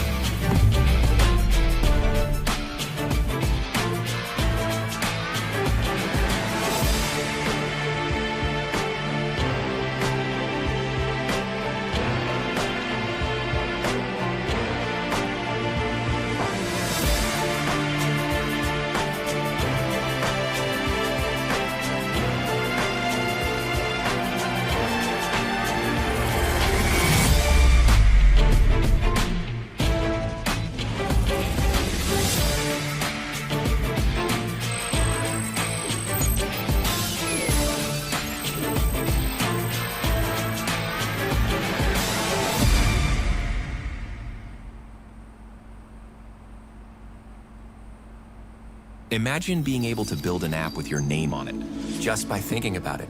Meet Base 44, a complete AI creation platform. Hi. I think most people would agree that very few things in life are absolute. When you're at the car dealership, for example, and the salesman says, "This is my absolute lowest price," it's safe to say there is still a little bit of wiggle room there. Or if you ask your friend what their favourite food is and they say, "It depends on my mood, the time of day, etc., etc." It depends. How often have you heard that in response to a burning question? Life, it turns out, is pretty relative, and you'll be happy to know that Einstein would agree. In his theory of relativity, Einstein asserts that both time and space are relative concepts, debunking Newton's theory that time and space are absolute. In fact, the only absolute constant in Einstein's special relativity is the speed of light. Its value will always measure the same for any observer in uniform motion. It will always be about 300,000 kilometers per second in a vacuum and never faster. According to NASA, before 1905, when Albert Einstein published his theory of special relativity, most people believed that space and time were as Sir Isaac Newton described them back in the 17th century. Namely, that space was the fixed, unchanging stage upon which the great cosmic drama unfolded, and that time was the mysterious universal clock in the sky. Sounds like an elaborate Broadway production, albeit a fantastical one. However, numerous real-world experiments over the last 100 years indicate that it was Einstein, not Newton, that was right. And thank God for that, because if we didn't have Einstein's theory of relativity and Newton had been right, many technologies that are part and parcel of our modern world would not have worked as they do. For example, the Global Positioning System, or GPS navigation as we call it, the nuclear power plants, electromagnets and generators that we all rely on, they all work using relativity. So let's take a closer look at Einstein's theory of relativity. Jesse Emspak, a physics contributor for Life Science, describes it as deceptively simple. First, there is no absolute frame of reference every time you measure an object's velocity or its momentum or how it experiences time. It is always in relation to something else. Second, the speed of light is the same no matter who measures it or how fast the person measuring it is going. And third, nothing, and I mean nothing, can go faster than light. The implications of Einstein's famous theory are profound. If the speed of light is always the same, it means that an astronaut going very fast relative to the Earth will measure the seconds ticking by slower than an Earthbound observer will. Time essentially slows down for the astronaut, a phenomenon called time dilation. But that's not all. Another peculiar aspect of Einstein's theory of relativity is length contraction. So in the same example as before, if you were to stand here on Earth and wave at the astronaut's spaceship as it speeds by, it would look as though it was squished in the direction of the motion, meaning if the spaceship is moving horizontally, then it is the horizontal dimension which is contracted with no contraction of its height. If the spaceship were moving slowly, the level of contraction or squishiness that you would observe would not be noticeably significant. But if it were moving at relativistic speeds, speeds that are a significant fraction of the speed of light, as spaceships tend to do, the length contraction would be significant and actually observable to you. This phenomenon is not due to errors in measurement or faulty observations. The object is actually contracted in length, as seen from the stationary reference frame, U. The amount of contraction of the object is dependent upon the object's speed relative to the observer. So in short, the faster the spaceship is moving, the more contracted it will appear to you. Yeah, I know, 2 words, mind-blowing. Professor James Colata, in his book Elementary Cosmology, From Aristotle's Universe to the Big Bang and Beyond, published in 2015, explains that neither time nor space are absolute quantities by asking us to imagine a meter stick lying on the floor of a room with one end against a wall. Bright lights are shining from the ceiling and the other wall. Now let us rotate the meter stick while looking at its shadows on the wall and the floor. At first, the shadow on the floor is almost equal to 1 meter in length, and the length of the shadow on the wall is very small. As we rotate the stick toward the vertical, the shadow on the floor becomes shorter and that on the wall becomes longer. When the stick is vertical, the shadow on the wall is 1 meter in length. It turns out that something similar happens in the case of special relativity. As the speed of an object increases, its length, in the direction of motion, becomes shorter, while the intervals become longer. It's interesting that the professor chooses this particular example to demonstrate the conclusions and consequences of the theory of special relativity. It's especially interesting because the Quran used the same analogy in its verses. In chapter 25, verses 45 and 46, it says, "Have you not considered your Lord, how he extended the shadow, and if he willed, he could have made it stationary? Then we, God, made the sun its guide. Then we, God, reduced it little by little." The scientific explanation for this verse is as follows.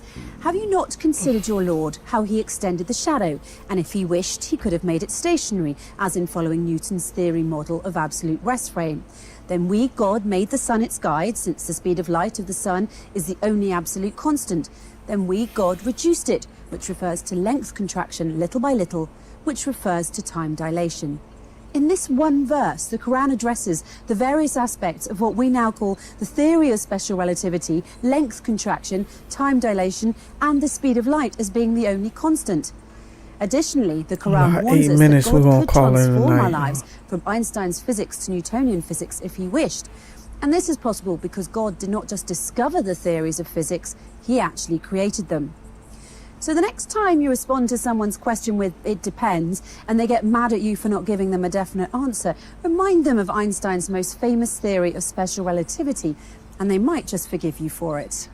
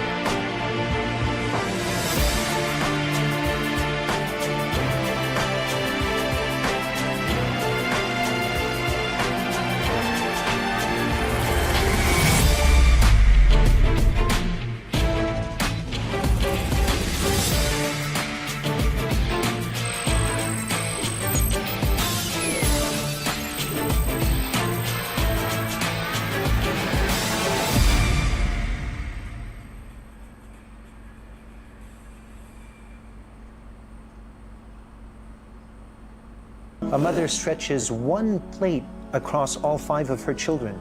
A father skips meals so his children can eat. Children cry themselves to sleep, not from fear, but from hunger.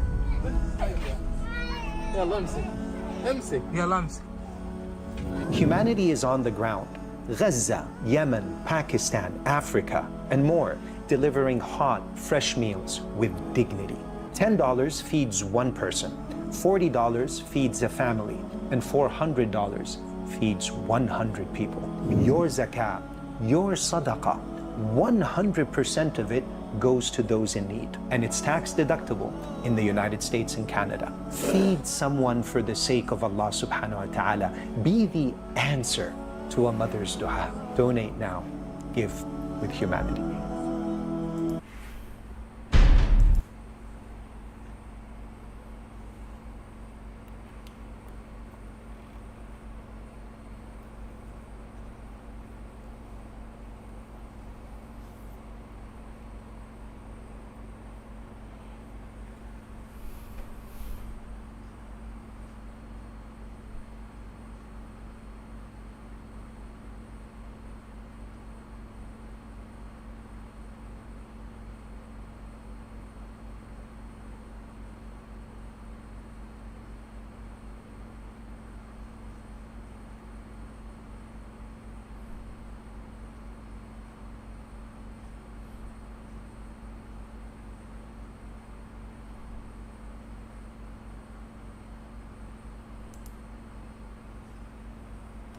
شكرا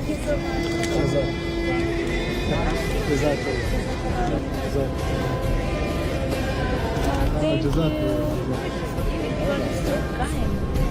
Look, everything here is that people gave to us. Thank you. We got this. The other family gave us this. Other man gave us this. But I don't know what that is. But I'm ready for the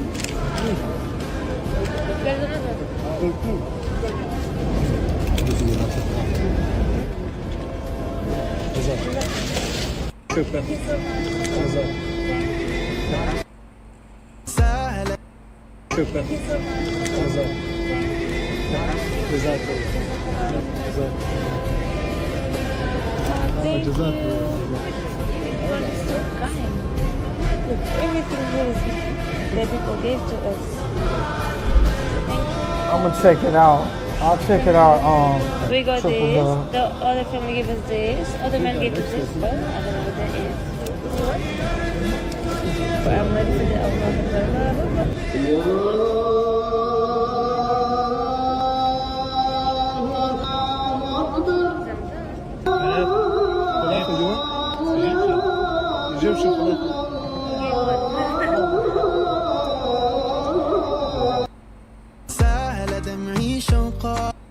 If you haven't changed your browser in the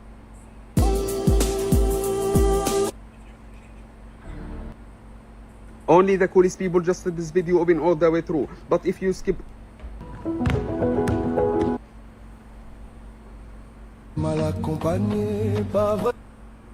So picture yourself 30 days from now. You're either finally understanding AI or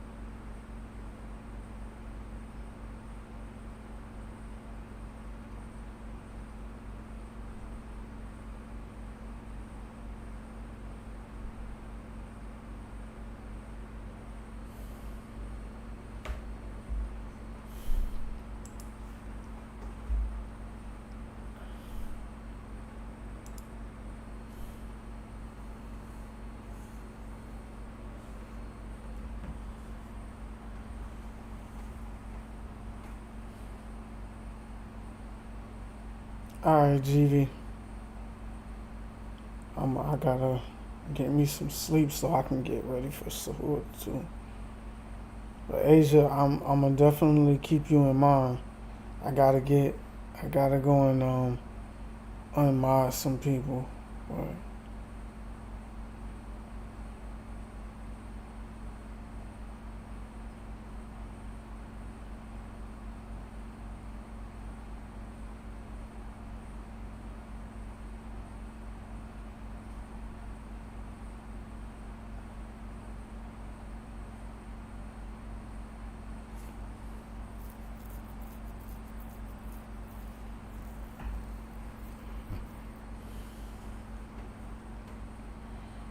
Triple double, I'm gonna check my email right now.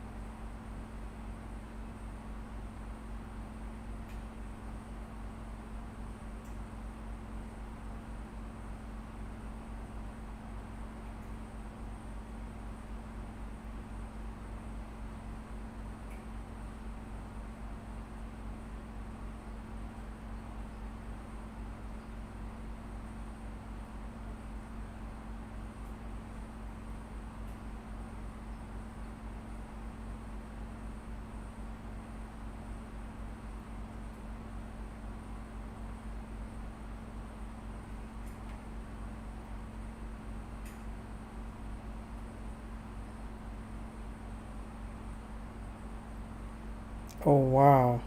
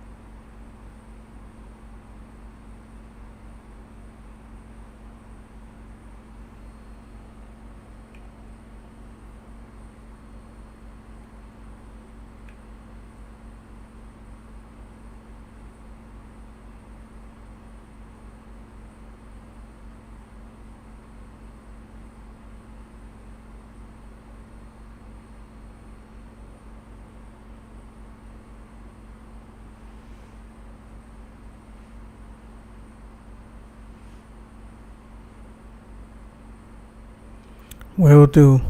Will do. Appreciate that, Asia. Alright. I'm out of here, man. Assalamu alaikum wa rahmatullahi wa barakatuh. Peace and blessings, y'all.